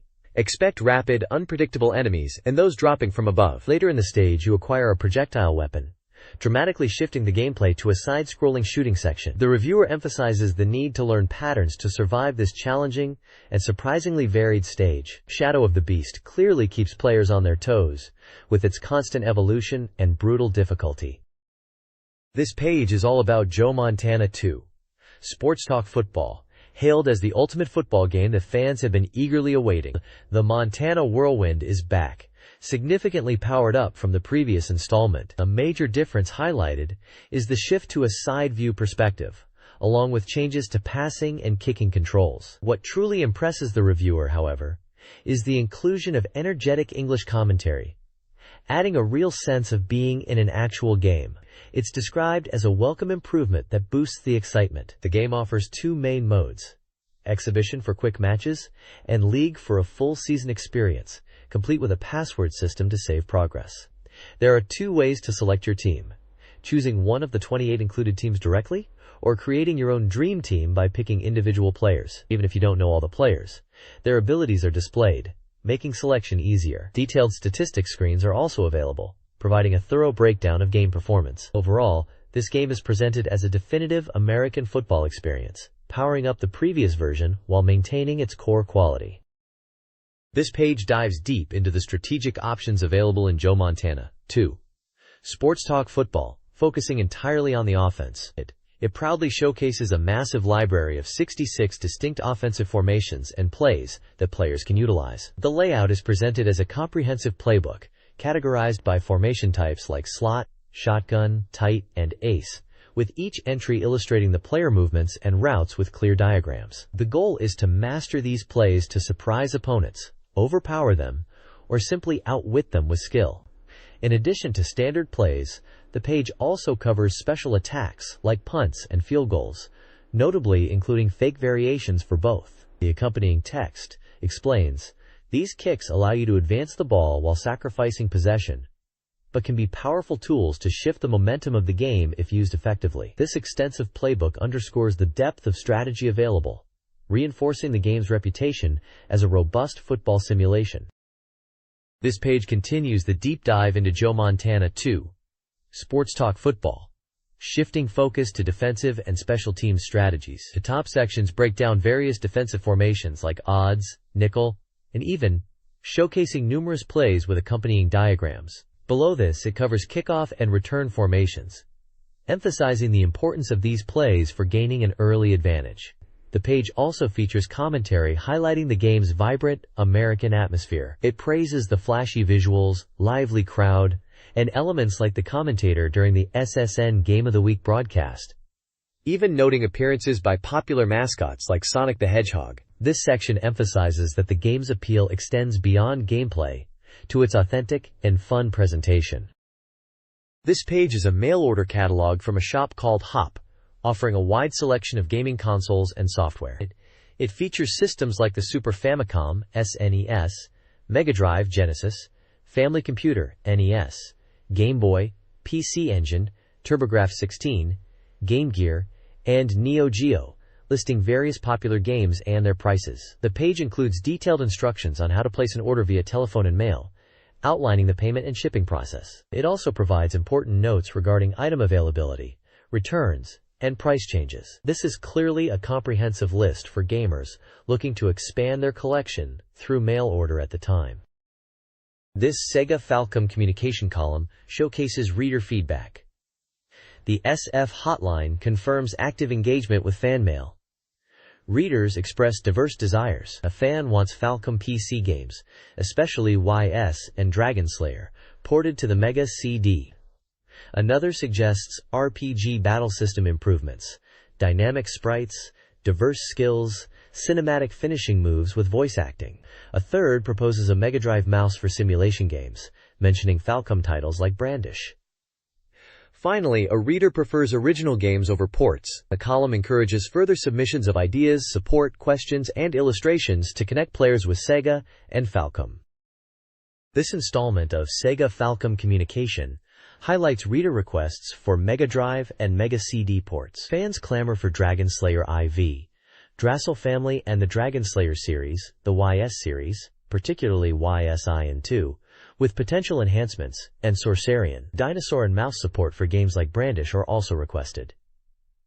Sega/Falcom responds to these porting wishes, acknowledging the content demands of Mega CD. They aim for faithful ports but hint at potential enhancements. The column also addresses interest in joining the company. Sega/Falcom stresses that passion alone isn't sufficient. They seek skilled individuals with concrete abilities in areas like programming, design, or sound, emphasizing a professional work ethic and a willingness to learn. A handwritten note confirms port requests for Brandish, Dinosaur, and Dragon Slayer, The Legend of Heroes. This page provides the before story for the game Alicia Dragoon, described as the story of dark stars and a burning continent. It details the game's premise, beginning with an ominous space fleet arriving at a remote star, where an evil entity awakens and initiates a corrupting holy war. The text explains that Alicia's father, a captain of the Dragon Knights, was a key fighter against this evil. Even as many of his fellow knights were corrupted, he fought alongside the few uncorrupted knights and his young daughter Alicia, who was only 5 at the time, to combat the evil and destroy its power sources. The page is illustrated with depictions of the spaceship fleet, a formidable warrior, likely Alicia's father, and a young girl, Alicia, alongside a dragon, set against backdrops of space and a battle scene. The text is provided by Game Arts, with art by Hajime Sato. This page continues the tragic before story of Alicia Dragoon. It depicts the final moments of Alicia's father, the captain of the Dragon Knights, as he faces off against a former comrade who has succumbed to the evil's influence. Despite the corrupted knight's hesitation, the father is fatally wounded. As the enemy then threatens young Alicia, who is clutching her father and crying out his name, the father makes his last stand. Gathering his final strength, he dramatically sacrifices himself by thrusting his blade into his own chest, swearing by the pride and oath of a Dragon Knight that his blood will protect his daughter. The page is illustrated with dramatic panels showing the conflict, the father's injury, Alicia's grief, and the father's final, valiant act of self-sacrifice.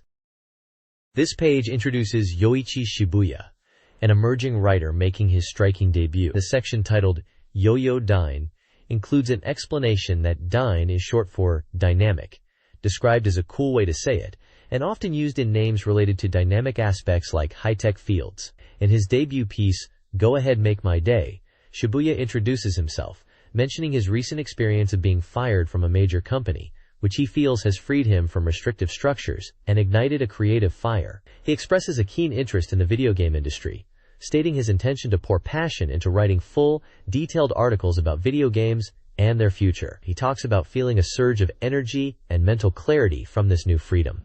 English terms like high roller, cyborg, punks, anarchy, and Star Wars technology are featured, reflecting his intense persona and interests. A caption at the bottom notes his impressive collection of over 500 arcade game boards from various manufacturers, highlighting his deep knowledge of classic and new games.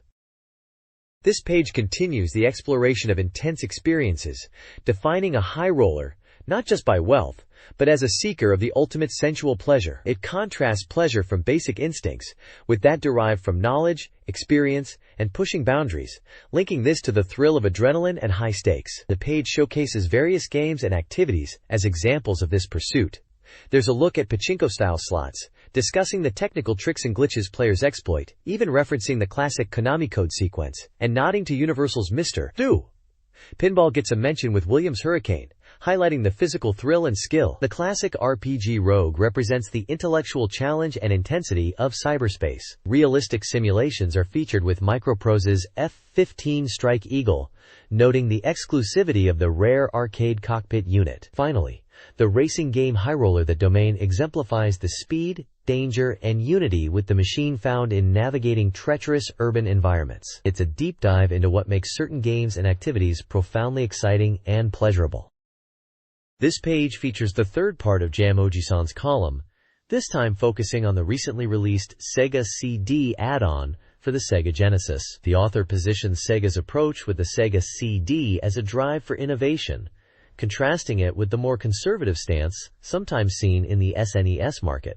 The core idea is that the Sega CD enables not just technical improvements like enhanced graphics, sound, and 3D capabilities through CAD-ROM technology, but fundamentally new game concepts. Sega's strategy is to utilize its strengths to deliver bold, fresh game experiences that go beyond simply improving existing formulas. This blend of technical advancement and a conceptual shift in game design is highlighted as the key to the Sega CD's potential. The page also includes an image showing the Sega Genesis console stacked with the Sega CD unit and a controller, and a brief summary of a reader survey showing purchase intentions for the add-on.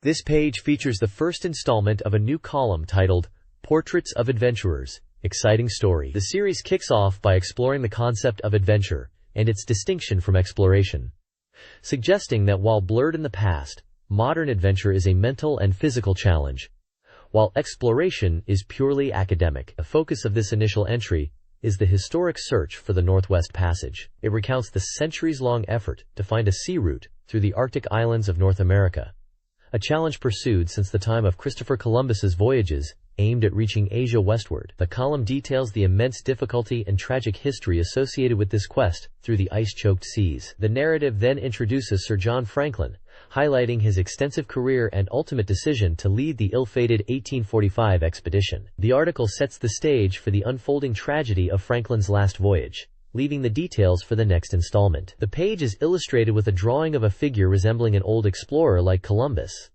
and a depiction of a sailing ship battling rough seas.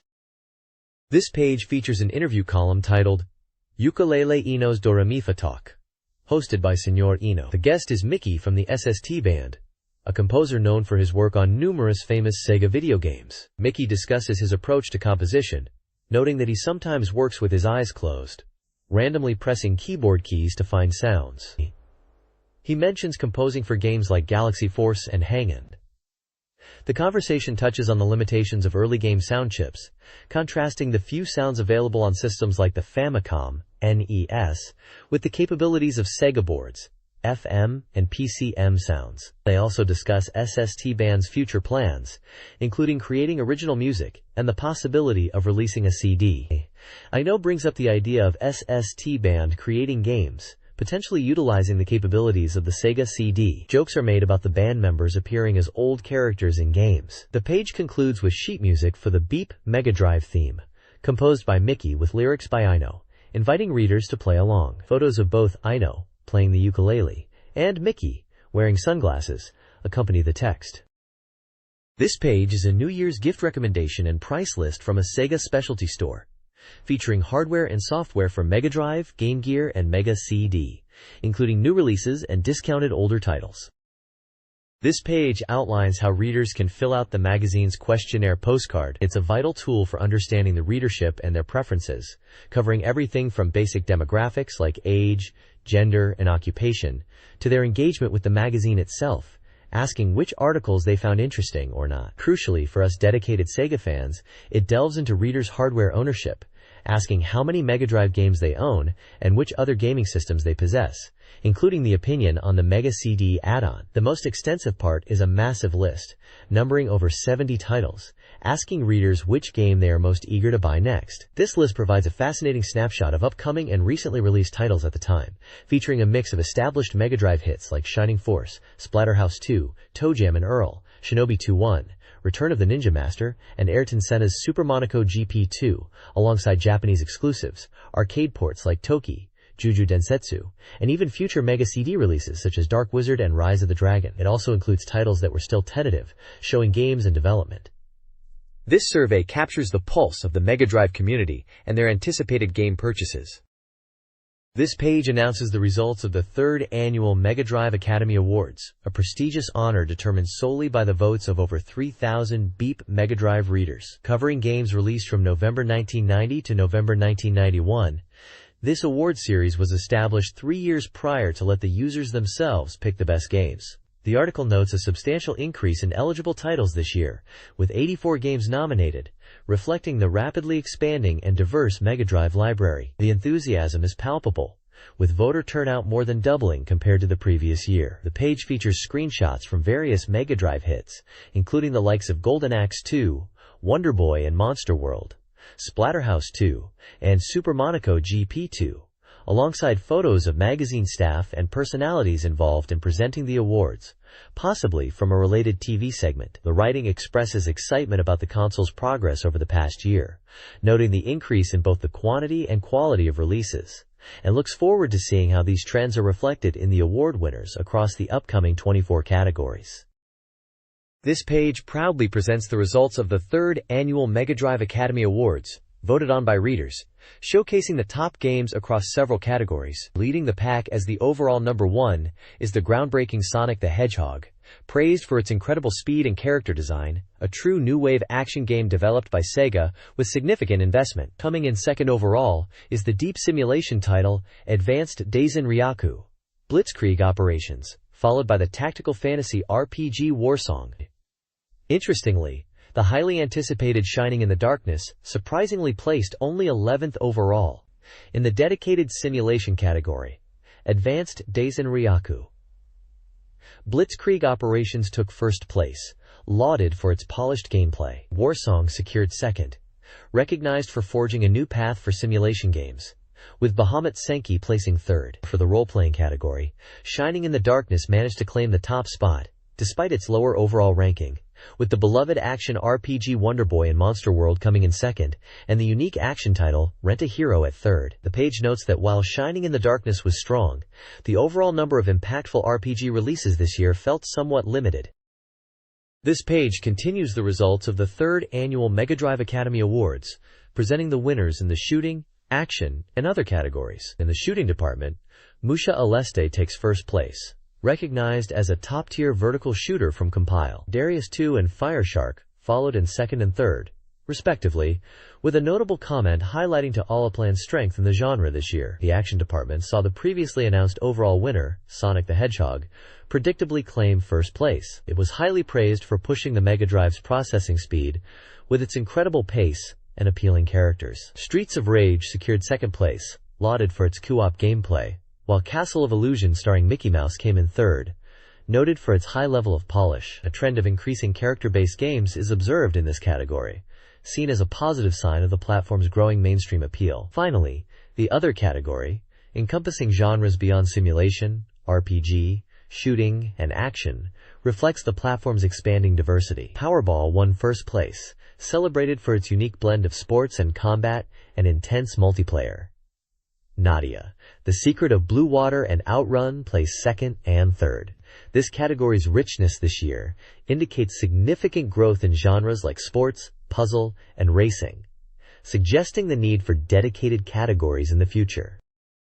This page details the character awards from the Mega Drive Academy. First up is the Best Leading Actor Award, where Sonic the Hedgehog from Sonic the Hedgehog predictably dominated, securing first place by a significant margin. He's highlighted as a brilliant example of a great character in a great game, being super popular worldwide. Second place went to Ledin from Langrisser, while controversially, Adolf Hitler from Advanced Military Commander, Advanced Daisen Ryaku in Japan, took third, noted for his impactful presence, with the commentator relieved he didn't get first.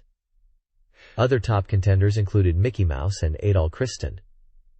Next, for Best Leading Actress, Nadia from Nadia, The Secret of Blue Water claimed the top spot. Despite her anime origins, the voters found her strength compelling. Annette from El Viento was second, and Blaze from Streets of Rage came in third. The competitive nature of the top ranks is noted, along with comments on other characters like Yumiko and Makoto. Finally, the Best Supporting Actor award saw Lance from Langrisser take first place, recognized for his significant role in enhancing the main character and the game itself. Bilbo from Shining in the Darkness was second, and Gibson from Star Cruiser was third. The importance of strong supporting characters is emphasized. The commentator also points out Raymond from Streets of Rage at 9th place for his surprising effectiveness beyond his initial supporting role. The Mega Drive Academy Awards for supporting characters and enemies continue. In the Best Supporting Actress category, Marlon from Shining in the Darkness wins for her energetic role, followed by the blonde girl from Outrun and Naum from Langrisser. The diversity of female characters, including WrestleGirl and Priscilla, is appreciated. Dr. Eggman from Sonic the Hedgehog dominates the Best Boss Enemy Award, celebrated for his challenging presence. Mephisto from Shining in the Darkness and Great A51 from Musha Aleste take second and third place, respectively. The Best Minor Enemy Award goes to the Ooze from Shining in the Darkness for their memorable and annoying persistence. Infantry from Advanced Daisen Ryaku and Nora from Streets of Rage follow. The father in stuffed animal costume from Rent a Hero is also acknowledged. This page covers the Mega Drive Academy Awards for items, weapons, and armor. The Best Item Award goes to the Forbidden Box from Shining in the Darkness. This random event box is unpredictable and only accessible to high-level players. The rings and shoes from Sonic the Hedgehog take second and third place, reflecting their popularity. A side note highlights the fun of finding silly items, mentioning sushi and the Chaos Emeralds. The Best Weapon Award is led by the nuclear bomb from Advanced Daisen Ryaku, described as an immense weapon capable of wiping out units and terrain within a wide radius, questioning the humanity of its user. Following are Fire from M.U.H.A. and the secret sword from Langrisser. Production staff notes expressed satisfaction with the weapon's destructive power in the simulation. Finally, the Best Armor award is won by the barrier from Sonic the Hedgehog, a semi-permanent shield that lasts until damage is taken, though ineffective against pits. Armor from Darius 2 and rental armor from Rent-A-Hero are also recognized. An interesting side comment points out unusual entries like the Bibiru Man from Zero Wing appearing in the armor category. The Mega Drive Academy Awards recognized excellence in graphics, music, and special effects. Sonic the Hedgehog won Best Graphics, lauded for its innovative water effects, dynamic backgrounds, and iconic Green Hill Zone visuals. Advanced Daisen Ryaku and Castle of Illusion starring Mickey Mouse were runners-up. Streets of Rage took home Best Music for the second year, praised for its distinctive sound. Outrun and Sonic the Hedgehog followed. The awards highlighted the importance of music and sound quality improvements. Sonic the Hedgehog also secured Best Special Effects, particularly for its special stages. Star Cruiser was recognized for polygon processing and space battles, while Shining in the Darkness earned praise for its magic and hidden item effects. The review emphasized games pushing the console's hardware, such as Crusader of Senti. This page announces the winners of the Mega Drive Academy Producers Awards, covering Best Direction, Best Script, and Best Port. For Best Direction, Sonic the Hedgehog takes first place, lauded for its captivating spectacle, tricky level design, and the vibrant personality of Sonic himself, all contributing to a standout visual and experiential presence. Castle of Illusion starring Mickey Mouse and Shining and the Darkness were runners-up, praised for their memorable moments like Mickey's ending and Shining's detailed scene direction. The Best Script Award goes to Nadia of the Mysterious Seas, celebrated for its emotionally engaging story that successfully adapted the anime for the game medium, particularly its moving conclusion. Langrisser and Star Cruiser were also recognized for their strong narratives and character depth. The review notes the unexpected appeal of Rent-A-Hero's script. Outrun wins the Best Port Award, hailed as a highly successful adaptation that defied expectations for Sega's in-house ports, delivering an accessible and fun experience. Wanderers from YS and Star Cruisers were also singled out for well-executed ports that improved upon previous versions. The section acknowledges the quality of arcade ports overall, with Thunder Force 2i being a notable example. This page continues the Mega Drive Academy Awards, focusing on fan-voted and special categories. The Best Third-Party Game Award sees Langrisser, Warsong, unexpectedly taking first place, praised for exceeding the editor's expectations. WrestleBall and Star Cruisers were runners-up. The commentary notes the strong showing from third-party developers like Messiah and Namco. Next up is the Best Packaging Award, where Sonic the Hedgehog claims the top spot. Its unique, stylish box art is highlighted as a major factor. Advanced Daisen Ryaku, Blitzkrieg, and Bahamut Senki also received recognition. The review stresses the importance of eye-catching packaging in attracting buyers. Finally, the Sensational Cafeteria Award presents a list of significant Sega-related topics voted by fans for the year, topped by the imminent release of the Mega CD add-on, shown alongside the award description. Other topics include the massive popularity of Sonic and the Mega Drive's sales milestones. The overall sentiment is that the past year was a monumental one for the Mega Drive, and there's excitement for the future with the Mega CD. This page presents Part 4 of the B Mega Hot Menu, showcasing exciting new titles for the Mega Drive. Headlining this section is the action-adventure title, Stormlord. This game, developed overseas and highly praised in American gaming magazines, is now making its way to Japan, courtesy of publisher Microworld. Stormlord puts you in the role of the hero who must rescue fairies trapped in magical bubbles across various stages, referred to as levels. While defeating monsters is key, the game also incorporates a significant puzzle element. To succeed, you must use items found in the levels in the correct sequence. Misusing or failing to find the right items can lead to being stuck, adding a layer of strategic challenge beyond typical action mechanics. The reviewer notes, this puzzle aspect makes it a potentially difficult game. Visually, Stormlord features distinct character designs and graphics that differ from Japanese games, contributing to a unique atmosphere. The screenshots show a dark fantasy setting with intricate pixel art. The story sees you embarking on a journey through a world of fear and darkness to rescue the fairy queens captured by the Demon King Roddy Longronin. The goal is to save the queens within a set time limit. This action title promises a blend of combat and clever problem-solving for Mega Drive owners. This page continues the dive into Stormlord, offering crucial tips and level breakdowns. It highlights how essential item usage is, explaining that you can only carry one at a time, and using the right item at the right spot, like honey to lure away bees preventing access to a fairy, is key. Mismanaging items can lead to getting stuck or running out of time.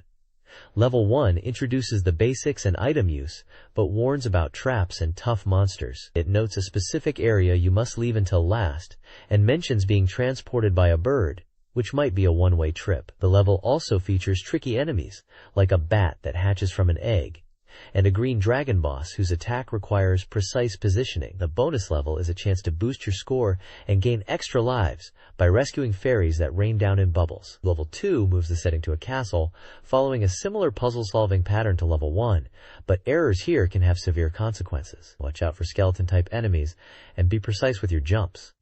Finally, the page points out a cool detail: the hero's entry via lightning at the start and, upon death, dissolving into bones, leaving only a skull. The reviewer seems to appreciate these visual touches and the strategic depth the game offers. This page dives into the unique retro future shooting game, Steel Empire. It's lauded for its distinctive graphics and gameplay, featuring a choice of ships and even reverse scrolling. The game's world is inspired by classic science fiction, blending human and machine elements in a setting reminiscent of a past vision of the future. Gameplay highlights include an RPG-like experience system where collecting items levels up your ship, increasing its power. A key feature is the ability to shoot both forwards and backwards independently, offering a dynamic approach to combat that requires quick reactions to threats from all directions. The page details 7 types of items crucial for survival and success, including experience items to power up, vital items for health, option items for support fire, super bombs for special attacks, speed items to adjust movement, 1-ups for extra lives, and bonus items for score. Mastering item usage is presented as the path to victory. You can choose between 2 distinct ships before starting: the fast but fragile Etopirica, specializing in ground attacks, and the slower but durable Zeppelon, focused on aerial combat. The choice impacts strategy and should be tailored to the stage and your playstyle. The review emphasizes that the game's unique mechanics make it a must-play for shooting game fans.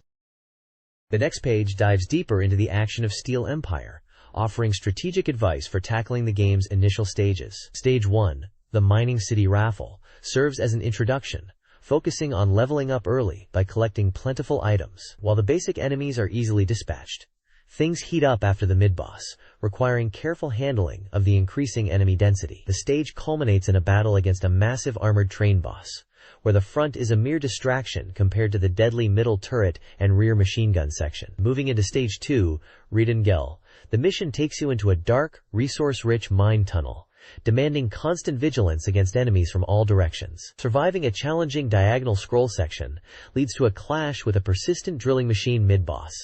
Defeating it triggers an intense, fast-scrolling escape sequence that tests your reflexes. The stage boss is a formidable rock-cutting machine with a detachable central turret. Mastering evasion of its predictable, slow bullets is key to victory. As the previous page mentioned, choosing the right ship, like the ground attack-focused Etopirica for the high-mounted turrets in Stage 2, is crucial for overcoming these early challenges. The next page features Tecmo World Cup 92, highlighting its return as a full-fledged soccer game on the platform. The article praises the natural character movements, exciting actions like overhead kicks, and overall fun factor that keeps players hooked. It details the game modes: a 1P mode for practice against the computer, a 2P versus mode for human competition, and the main World Cup tournament. The World Cup mode begins with players selecting from 24 national teams and choosing one of 4 formations before diving into the preliminary league stage, followed by a knockout tournament for the top 16 teams. Points are awarded for wins and draws in the preliminary phase. Gameplay is described as having simplified rules compared to real soccer.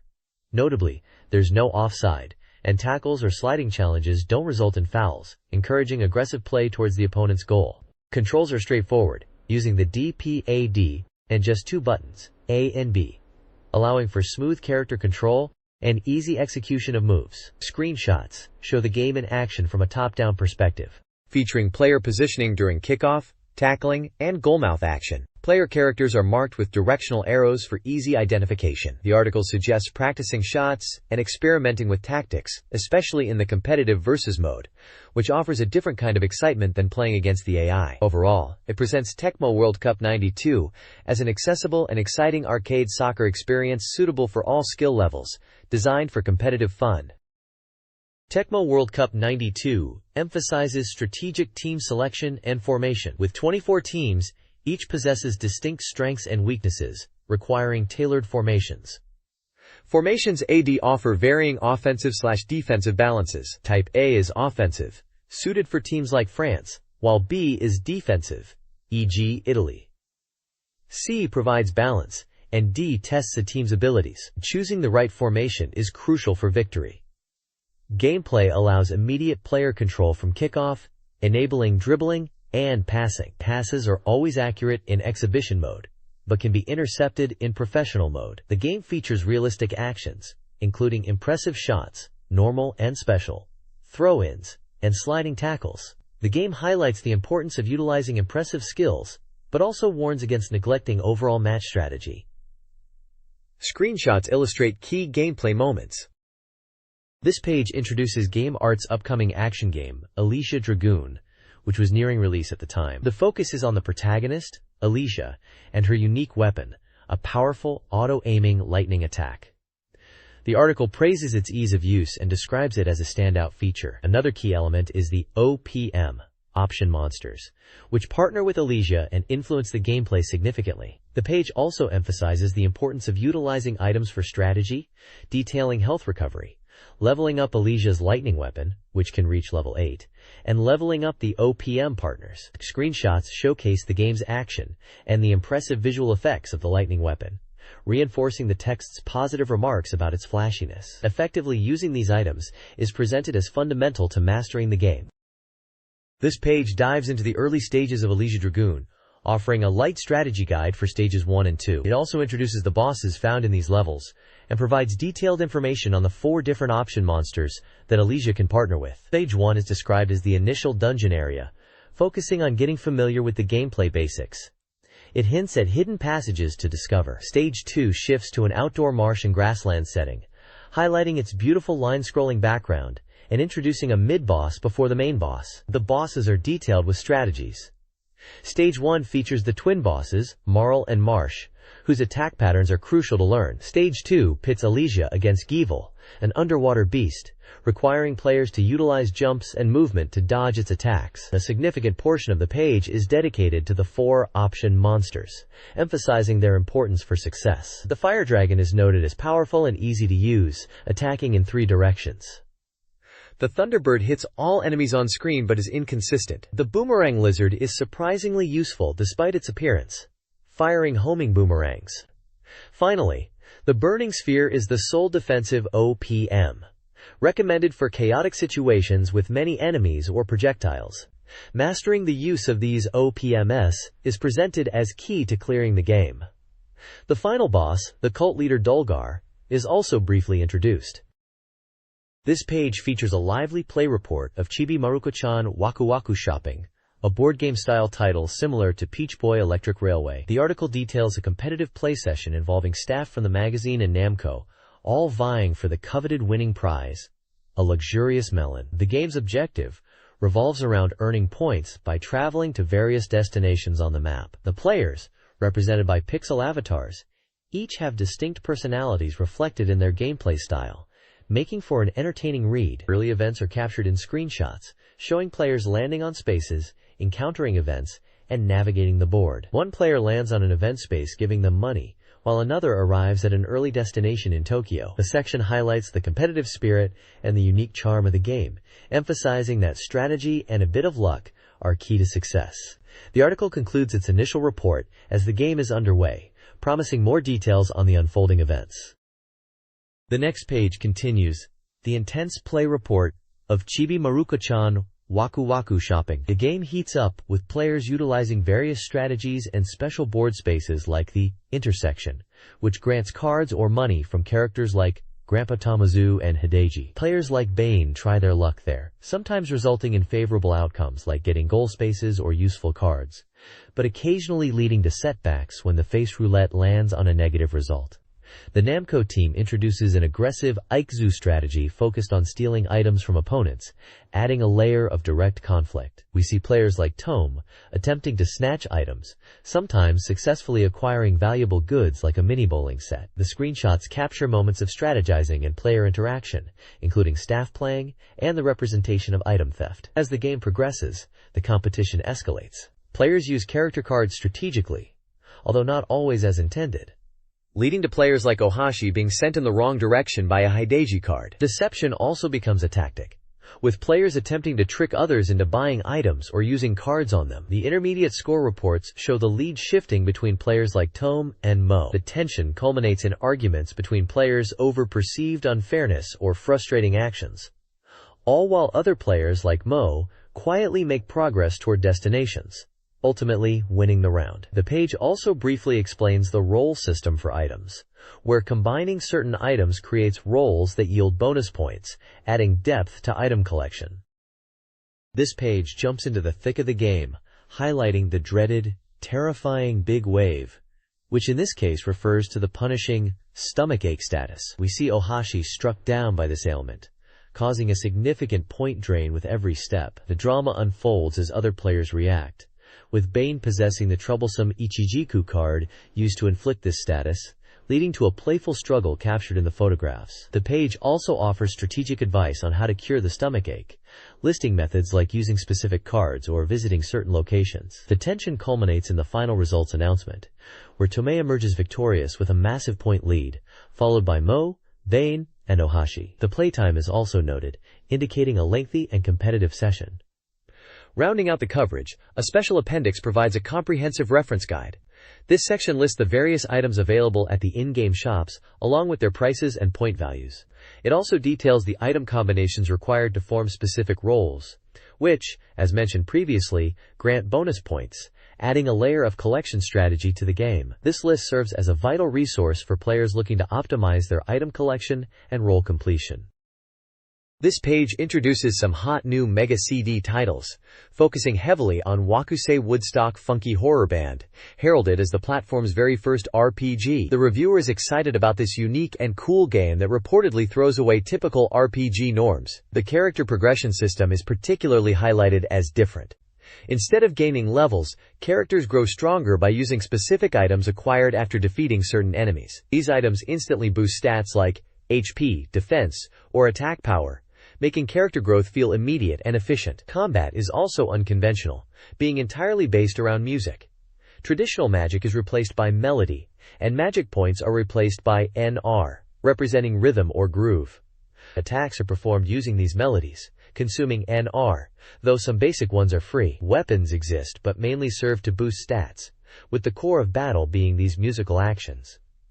The game world itself is described as being composed of music. Finally, the monsters are noted for their strange familiarity. Many enemies encountered outside the village are parodies of famous musicians, like Mick Jagger and Cyndi Lauper, a detail that should delight music fans. Screenshots illustrate the item usage for growth, and the unique battle system featuring these musically named foes. This page continues the exploration of Wakusei Woodstock Funky Horror Band. It details the initial quest, recovering the band's instruments from their crashed spaceship. However, the protagonist is confined to Funky Village and must learn a specific melody to be allowed to leave. The gameplay involves interacting with various villagers, including the elder and a young woman named Ellis, to gather information and ultimately learn the necessary tune, which is presented visually on screen once acquired. After successfully learning the melody, the player can finally venture outside the village. The page then shows reaching the crashed spaceship, but surprisingly, the instruments are not there. Instead, the player finds a single golden bracelet. The page also includes a list of items available for purchase in the village shop. This section provides a good look at the early game progression and hints at a twist in the main objective. This page covers the early stages of Panic on the Mega CD, detailing the events upon returning to the village and entering the first dungeon. After the protagonist is caught by the gatekeeper for a transgression, the village elder identifies his bracelet as belonging to the rival heavy metal village and suspects them of stealing instruments. The player is tasked with going to the rare cave to test their musical abilities, accompanied by one member of the funky horror band, FHB. A status table is provided to help the player choose a companion, listing F.HB member stats and known melodies. The guide then moves to the rare cave, describing it as the first dungeon, and noting that while not overly difficult, preparation is key. It mentions that monsters drop useful items and advises using growth items immediately. Deep within the cave, interacting with a specific floor panel leads to the revelation that the boy is the chosen one, adding a significant twist to the narrative, and players are advised to report this back to the elder. A small warning panel highlights a difficult enemy combination encountered in the dungeon, suggesting focusing attacks on one at a time. Finally, the page mentions the release of a new funky horror band music album featuring tracks from the game soundtrack. This page covers the game Nostalgia 1907, a Cradrom adventure title. The page details the unfolding mystery aboard the ship after the initial bombing. Following the incident, the protagonist searches for the true culprit, starting by examining a threatening note found in the captain's cabin. The investigation narrows down the suspects to a few individuals among the crew and first-class passengers. The article describes the protagonist questioning various people, including the captain, first-class passengers, Tenshun and Lumranka, and others like Black, Ashby, Voyager, and Rudy.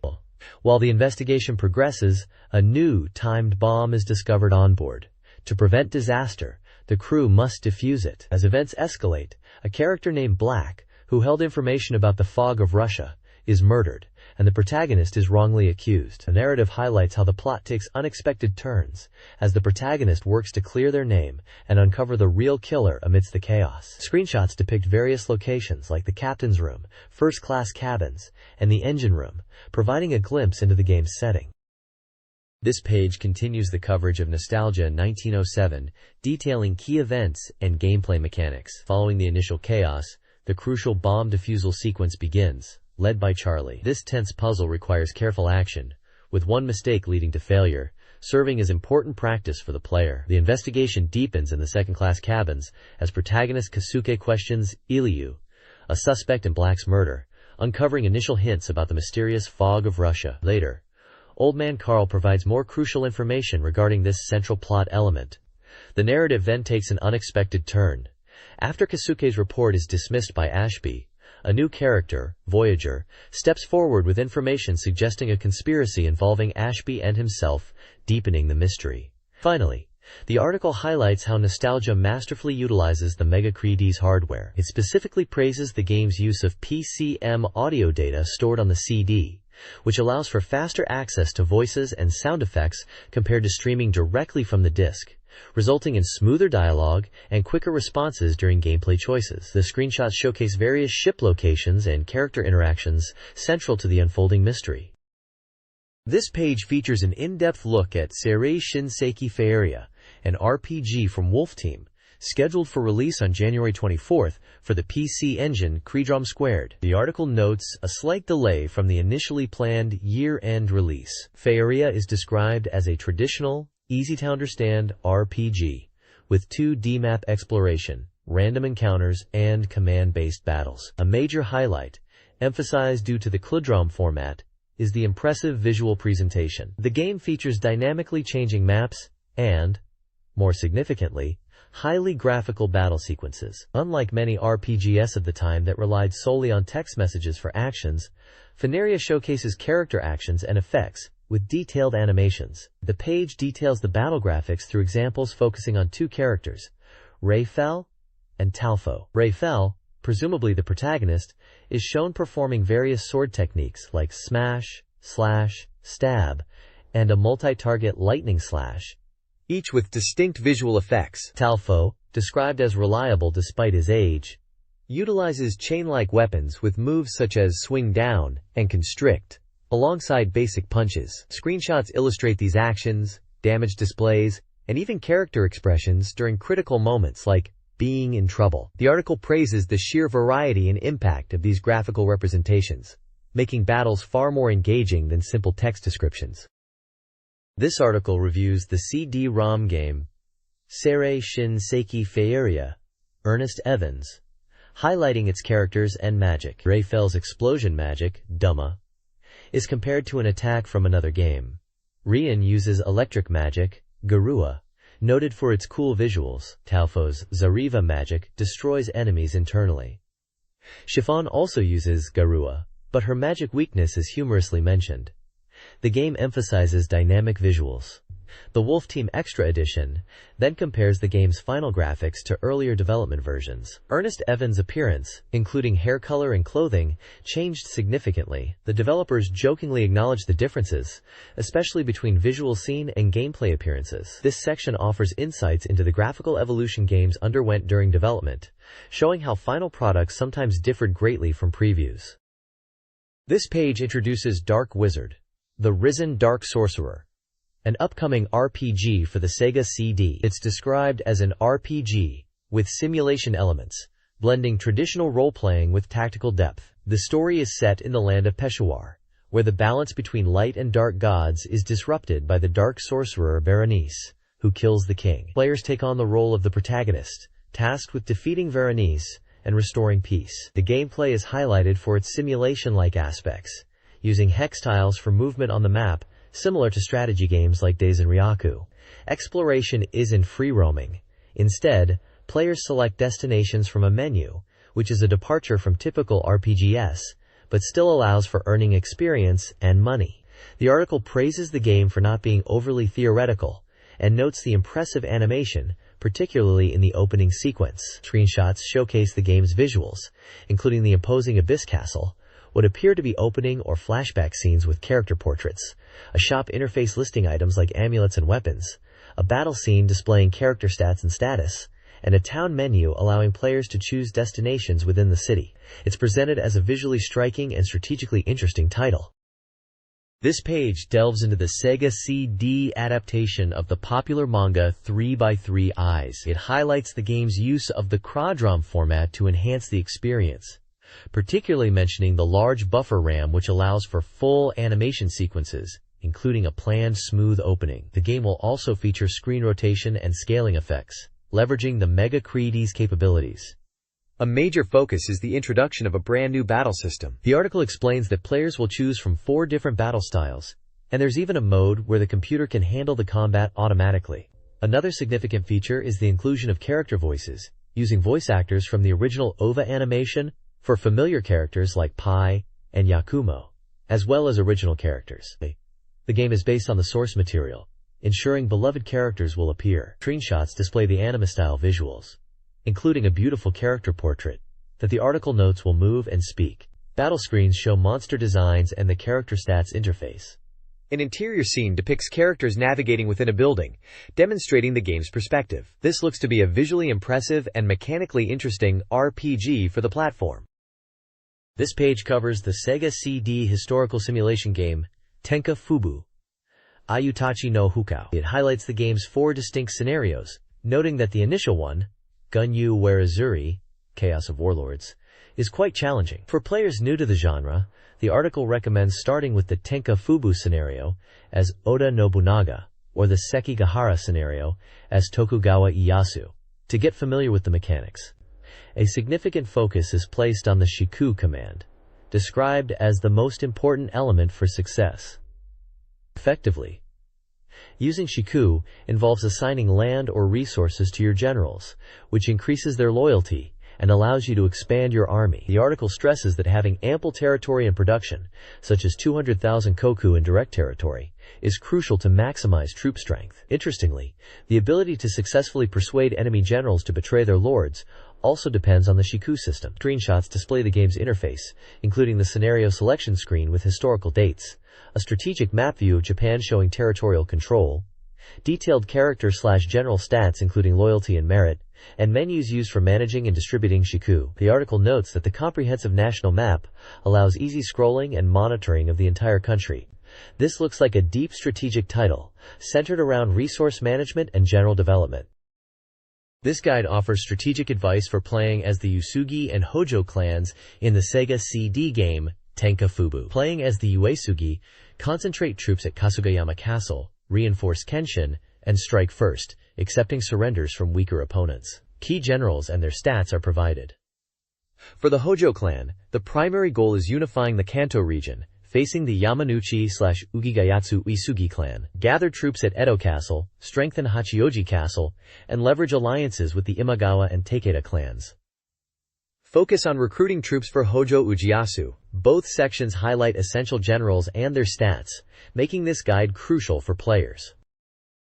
The next page dives into strategy guides for the Takeda clan based in Kai and Shinano provinces, and the Oda clan from Owari province in Tenkafubu. Playing as the Takeda, the guide emphasizes focusing your efforts on taking Takedo Castle to establish a stronghold before engaging the Uesugi clan. It advises strengthening your territory through development and wisely assigning tasks to key generals like Takeda Shingen and Takeda Nobushige to boost loyalty and effectiveness, warning that neglecting this can lead to generals defecting. For the Oda clan, the challenge is speed.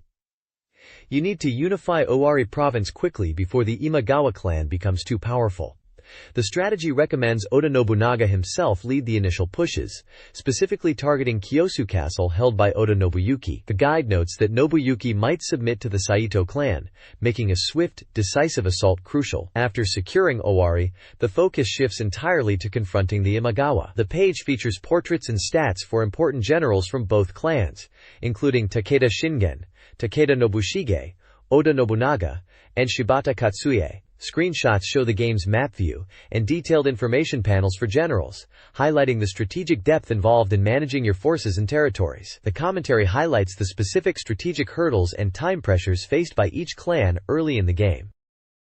This page continues the strategy guide for Nobunaga's ambition, focusing on the Imagawa Yoshimoto and Asakura Yoshikage scenarios. For the Imagawa based in Suruga, Totomi, and Mikawa, the guide notes their triple alliance with the Takeda and Hojo houses, securing their borders, and highlights that the Tokugawa house is their subordinate. Positioned as a good choice for beginners due to their large army, the strategy suggests initial development using key generals like Uhara Sesai for conscription, then concentrating forces to attack Okazaki Castle, held by the Honganji. The ultimate goal is to make the Oda clan submit, with the famous Battle of Okehazama mentioned as a potential turning point. Portraits and stats are shown for Imagawa Yoshimoto and important vassals like Sesai and the notable Tokugawa Ieyasu, listed here as an outer vassal. The guide then covers the Asakura clan in Echizen. Although controlling the province with only 2 castles, they are allied with the Azai, which is favorable. The initial step is development using Kawai Yoshiari, followed by an attack on Tanabe Castle, emphasizing the need for speed before winter snows impede movement. Taking Kitasho Castle leads to the appearance of the Ikoiki from Kanazawa Castle, posing a new challenge complicated by the snow. Portraits and stats for Asakura Yoshikage and his generals, including Asakura Soteki, are also provided, alongside screenshots of battles. This page of the Nobunaga's Ambition Strategy Guide delves into 2 more powerful clans, the Miyoshi and the Mori. First up are the Miyoshi, controlling Izumi, Awa, and Sanuki. The guide highlights their significant resources, but notes they are surrounded by enemies and hold few castles, with the formidable Ishiyama Honganji fortress right next door. The recommended strategy is defensive initially, focusing on internal development and aiming for unification of Shikoku. Key steps include raising castle levels, especially those near the Mori, and building up the navy. Portraits and stats are shown for Daimyo Miyoshi Nagayoshi and his generals, including Miyoshi Yasunaga and Sogo Kazumasa. A screenshot shows the map around Ishiyama Honganji, illustrating the challenging geography. Next is the powerful Mori clan of Ashaki province in the Chugoku region.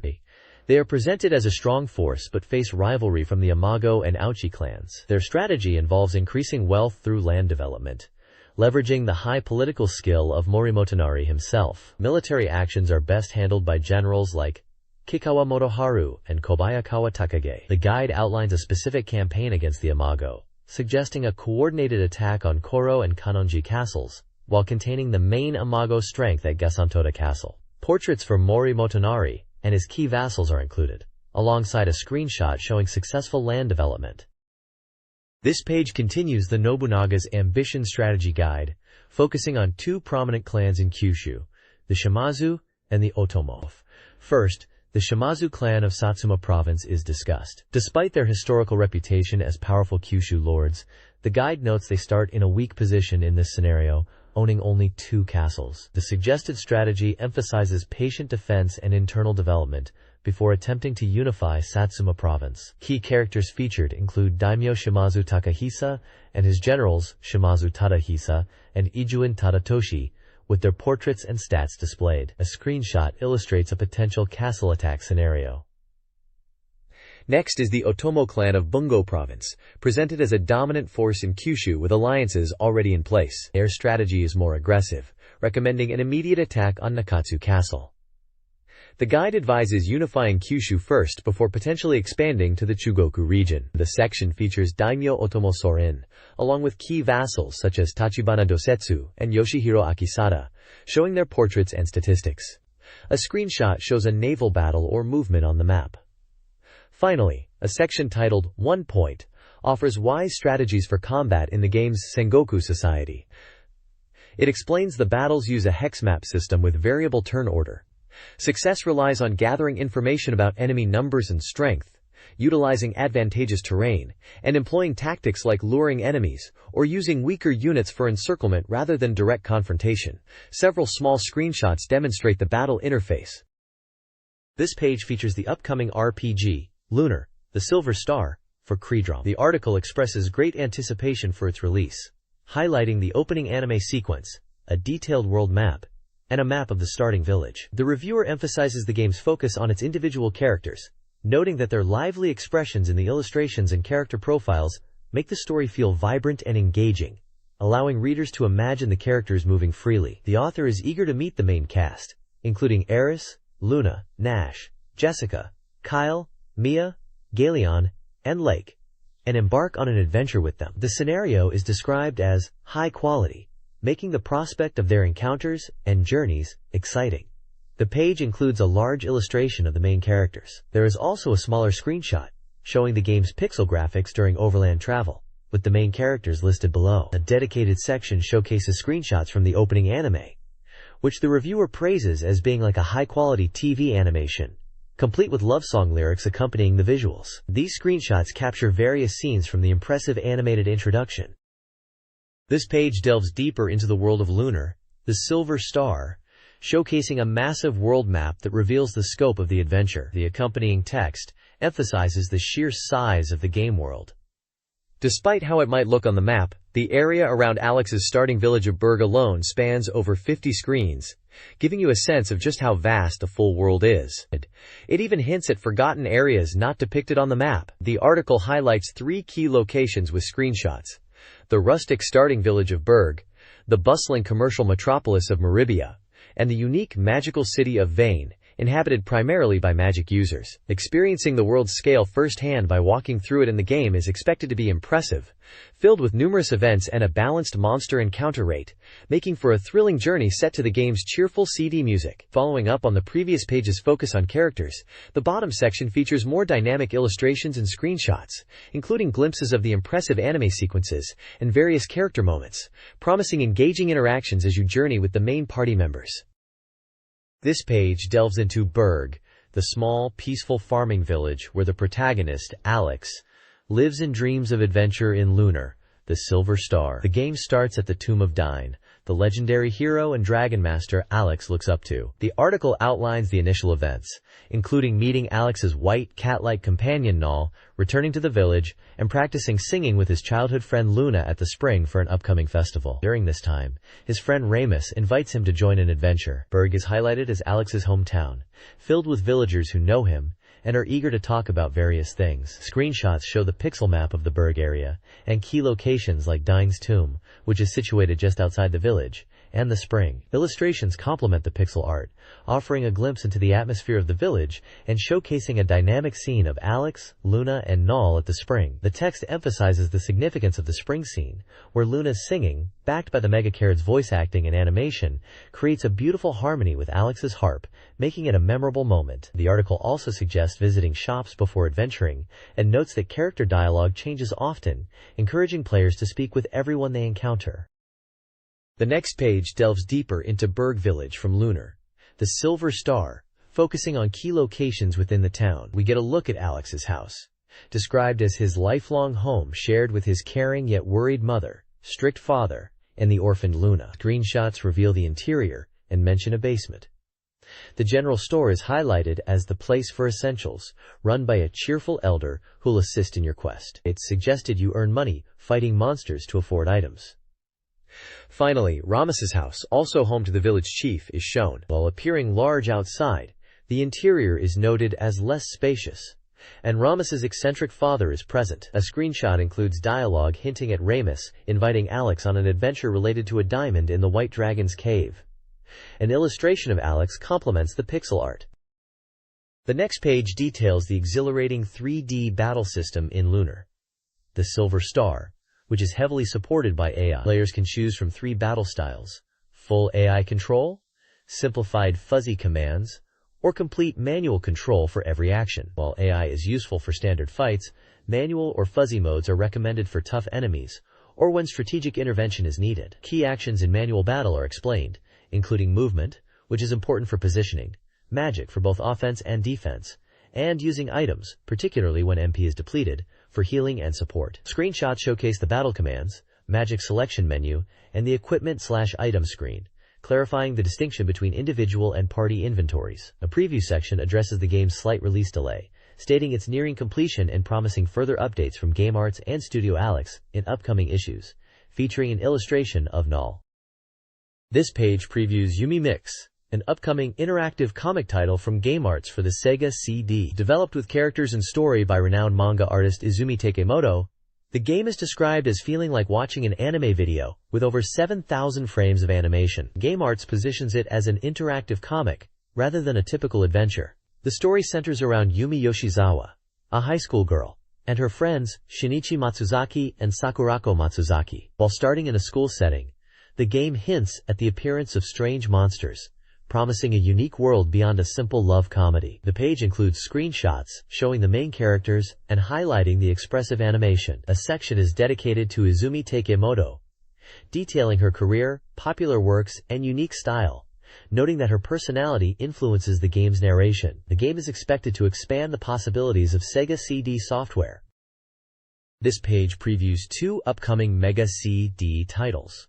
First up is Ale Road from Wolf Team, described as an RPG utilizing a 3D movement mode, which serves as the game's core. The article highlights this mode, comparing the tense feeling of navigating paths and avoiding traps to classic dungeon crawlers like Wizardry. Various command options are represented by icons, including actions like using magic, checking items, loading data, viewing status, interacting with objects or people, and checking inventory. Screenshots show the first-person dungeon view and enemy encounters.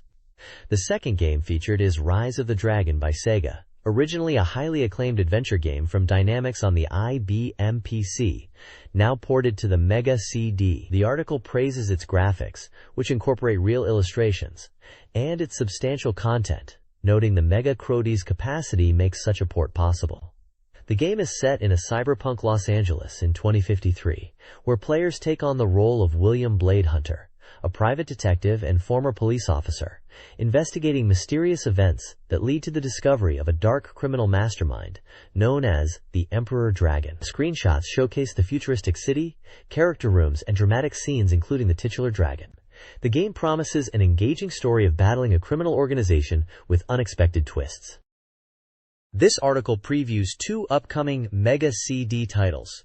Magical Girl Silky Lip, a Super Iromono Adv from Riot Japan Telenet, is an episodic anime-style adventure game with colorful visuals and a straightforward story, offering a lighter experience. Deathbringer, also from Riot Japan Telenet, is a 3D dungeon RPG, a revamped version of a PC title. The Mega CD version features completely redone visuals, character designs by UEICHI, and voice acting enhancements. The article also includes overflow information, noting the system's limited software availability but promising new releases. It announces Pack-In Video's Terranigma for an autumn '93 release, a project involving Sid Mead's design work, and a compilation shooting game, Denjin Aleste, promising more news soon.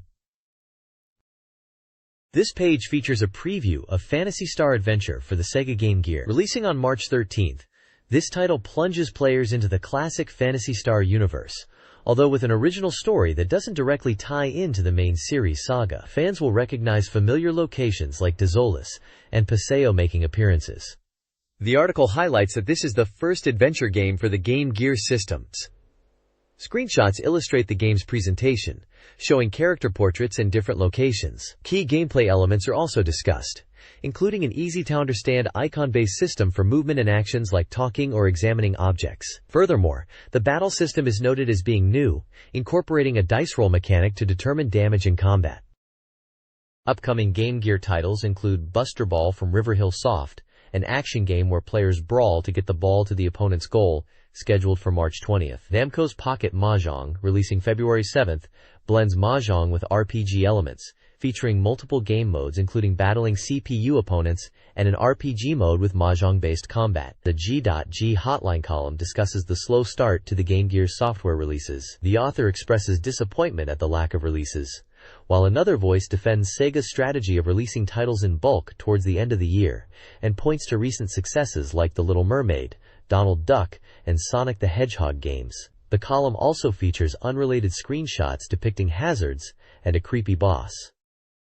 The TerraDrive facilitated the entry of IBM PC and DOS/Versus games into the Japanese market, offering enhanced access to a variety of titles. Excitement surrounds the DOS/Versus release of Super Great Strategy, boasting improved graphics and AI compared to its Mega Drive counterpart. Wing Commander's Japanese localization is a significant achievement, despite its technical demands. Simulation fans can enjoy Princess Maker, a popular PC title, with mouse support and MIDI music. The first-person dungeon crawling of Wizardry 6, Bane of the Cosmic Forge, complete with expanded content, is also highlighted. The text emphasizes the growing availability of affordable DOS/Versus machines, and the importance of Japanese language support for games, including titles like Blockout.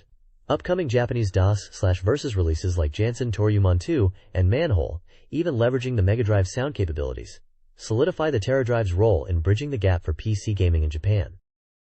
This page dives into some key questions about the TerraDrive, getting answers directly from Sega. They confirm titles like Manhole make use of the Mega Drive sound chip when running on the system, and that they're planning new software, including a potential shooting construction game.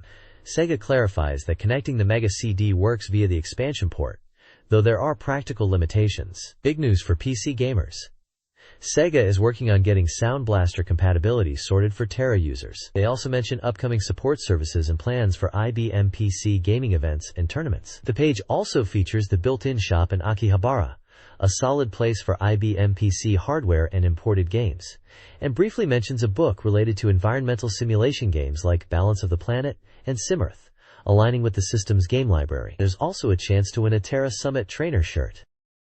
This page is Volume 10 of the Hyper Sega series, titled The Adventure Surrounding Ladmobile SV, Art and Game Amusement. It's presented as a report from the Sotokonda General Credit Detective Agency. The article continues a story about searching for the Ladmobile SV arcade machine, which apparently has a hidden 21st stage, only accessible at a specific time on April 4, 1992. The previous story summary mentions the protagonist, a private detective, and his assistant, Aki, were searching for this single machine based on a request from Osaka. The current installment takes the search to Nagoya, highlighting the opening of a Sega World located at the Sasashima Freight Depot site. The text includes a section wishing readers a Happy New Year and a dialogue exchange, where Aboki is busy working on a word processor. There's also a guide on how to get to the Sega World Sasashima location in Nagoya by car, noting the goal is to find the arcade and enjoy some local tebasaki chicken. Images show the interior of the Sega World arcade, featuring various machines. There's a shot of a UFO catcher claw machine, with the manager holding Sonic the Hedgehog plush toys. Other images show rows of slot machines and more general views of the arcade floor. A small image at the top features a screenshot or artwork from a racing game, likely the Target Ladmobile SV. The story is explicitly stated to be fiction. This page continues the search for the elusive Ladmobile SV machine, with our detective now exploring the newly opened Sega World Sasashima in Nagoya. The text describes the arcade as surprisingly large, almost like a permanent exhibition of AM machines or a shopping center arcade, despite being somewhat hidden near the railway tracks. The Sega/Information Station section brings news about a Sonic Shot campaign running nationwide, where players can win exclusive Sonic the Hedgehog merchandise, like a puzzle, a mug, and UFO catcher plushies, by scratching cards. This merchandise is highlighted as unobtainable elsewhere. The section also features responses from readers about previous contests and postcards submitted, including notes about finding the R360 arcade cabinet and enthusiasm for the coming new year. It concludes by mentioning the April 4th deadline related to the Ladmobile SV search is fast approaching. The page features images of the arcade interior filled with various game machines, and a picture showcasing the exclusive Sonic merchandise available as prizes. This Beep Mega League volume features cheat codes for Sega Genesis games. For Michael Jackson's Moonwalker, it reveals a round select trick using the 2P controller on the title and menu screens to jump to any round. Sword of Sodan's tip focuses on the purple potion. Collecting and using 4 simultaneously warps players to the next stage, aiding progress. Advanced Daisen Ryaku Blitzkrieg in Germany has a trick to transition from standard mode maps directly into campaign mode from the results screen by holding specific buttons. Completing Arnhem using this method unlocks a special ending. The text advises frequent saving and acknowledges potential display bugs. This page offers gameplay tips for several Sega Genesis titles.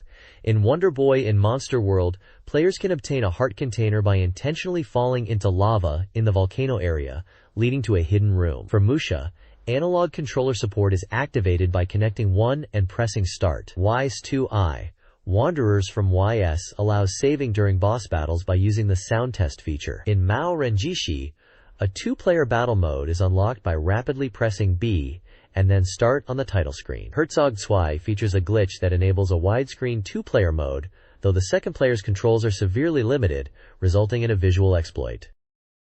This page features a collection of gameplay tips and a reader contest for discovering and submitting game secrets. First, for the Genesis shooter Kuga, there's a method to access a stage select feature by setting specific options, 5 lives, music 10, voice 3, and then holding certain buttons on the second controller while starting the game from the character select screen. Next, for Sonic the Hedgehog, 2 amusing glitches are detailed. The first, found in Act 3 of any zone, allows Sonic to get stuck in a box-pushing animation while walking after a specific sequence of jumps and pushes. His second glitch, in Act 1 of Scrap Brain Zone, involves hitting a red spring while spinning, resulting in Sonic walking oddly after hitting a wall. For the Game Gear version of Ninja Gaiden, 2 passwords are provided. Naughty grants invincibility, while Monty allows access to the staff roll. Finally, the page highlights the ongoing Urawaza League, a competition where readers submit game tips and tricks. Submissions are judged, and winners receive prizes based on the rarity and usefulness of their discoveries, ranging from cash equivalents to game software. It's a way for readers to share their secrets and earn rewards. This page is all about reader participation, specifically a generous prize giveaway from the magazine. It features a contest offering a variety of Sega Genesis and Game Gear games, along with some unique non-game items. The main section highlights 8 different prizes readers can win. These include the tactical simulation game Tenka Bufu, likely a Japanese-only title, the board game adaptation Chibi Maruko-chan Waku Waku Shopping, the classic football simulation Joe Montana 2, Sports Talk Football, and the RPG Sorcerer's Kingdom.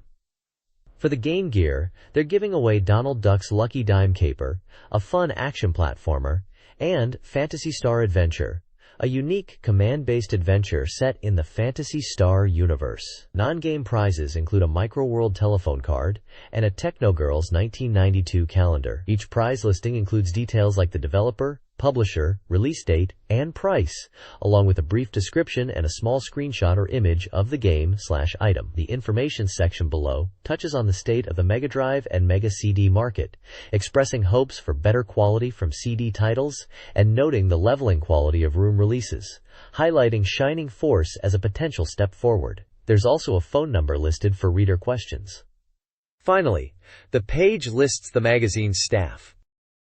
This page gives us a closer look at Heavy Nova for the Sega CD, a unique fighting game with action elements. It's described as a future-style martial arts deathmatch and focuses on the story of the Earth Defense Force's Heavy Doll unit. The objective is to become the strongest warrior in space and earn the title Heavy Nova. The page features screenshots showing the gameplay, which includes navigating stages, defeating enemy traps and bosses, and engaging in one-on-one combat. It highlights the dynamic fighting techniques and confirms a two-player versus mode is available. Detailed descriptions of two heavy dolls are included: Idar and Troll. Idar is a prototype combat heavy doll, one of 3 test units, notable for being piloted by the protagonist. Troll is a heavy-class work-type heavy doll, designed for large-scale operations, described as slow but boasting the highest power among heavy dolls. The content effectively introduces the game's premise, mechanics, and some of its playable mechs. This page continues the focus on Heavy Nova, announcing its current sales status with a standard price of 6,800 yen, excluding tax. It provides more detailed profiles for 4 specific heavy dolls encountered in the game. Featured units include Zam, a lightweight attack type from Magnet Electronics that struggles to fully utilize its high-output power source due to system limits. There is also Gyro, a medium-weight attack type from Sozo Enterprises, noted as one of the first genuine heavy dolls and a main force unit at the lunar base. A modified version of Zam, called Zam Custom, is shown, representing a system power-up that formed the basis for subsequent models. Finally, Idar is introduced as prototype unit number 3, another medium-weight attack type from Magnet Electronics, using a modified system derived from an earlier model, linking back to the prototype concepts discussed on the previous page. The page is rounded out with a confirmation that the software is officially licensed from Sega Enterprises for the Mega CD. This page features a promotional image for the Techno-Soft game Devil Crash, MD. This is the Japanese title for the critically acclaimed pinball game, known internationally as Dragon's Fury on the Sega Genesis. The prominent text declares that the game is highly acclaimed, now on sale. The artwork showcases the stylized logo for Devil Crash, alongside a striking image of a woman's face wearing a metallic, bone-like helmet with a single tear of blood. This page features the Sega Mega Drive title known in Japan as Devil Crash MD, which most players will recognize as the fantastic pinball game Dragon's Fury internationally. The page is primarily promoting a high-score challenge campaign currently underway for the game. Screenshots showcase the game's signature dark, demonic pinball tables, filled with skulls, pentagrams, and other macabre elements that make the series so unique. The campaign offers special prizes to high-scoring players. Each month, the top 100 players in the high-score challenge will receive a special limited edition gold telephone card featuring artwork from the game. Additionally, all participants in the campaign are entered into a lottery to win other great prizes, including an arcade power stick. The page also lists some winners from a previous high-score contest. The game itself is shown with its price of 6,800 yen, and contact information for Techno-Soft, the developer behind this classic pinball experience, is provided at the bottom. It's clear they were actively supporting the game post-launch with engaging community events like this contest. This page is a vibrant advertisement for the Sega Winter Campaign, inviting fans of the Mega Drive, Mega CD, and Game Gear to participate. By sending in a survey postcard from eligible game packages, players have a chance to win from a total of 2,800 prizes. Featured prizes include 10,000 yen cash, a special Sega Award Watch, and a unique game rack. Sonic the Hedgehog is prominently displayed, endorsing the campaign which runs until January 31, 1992.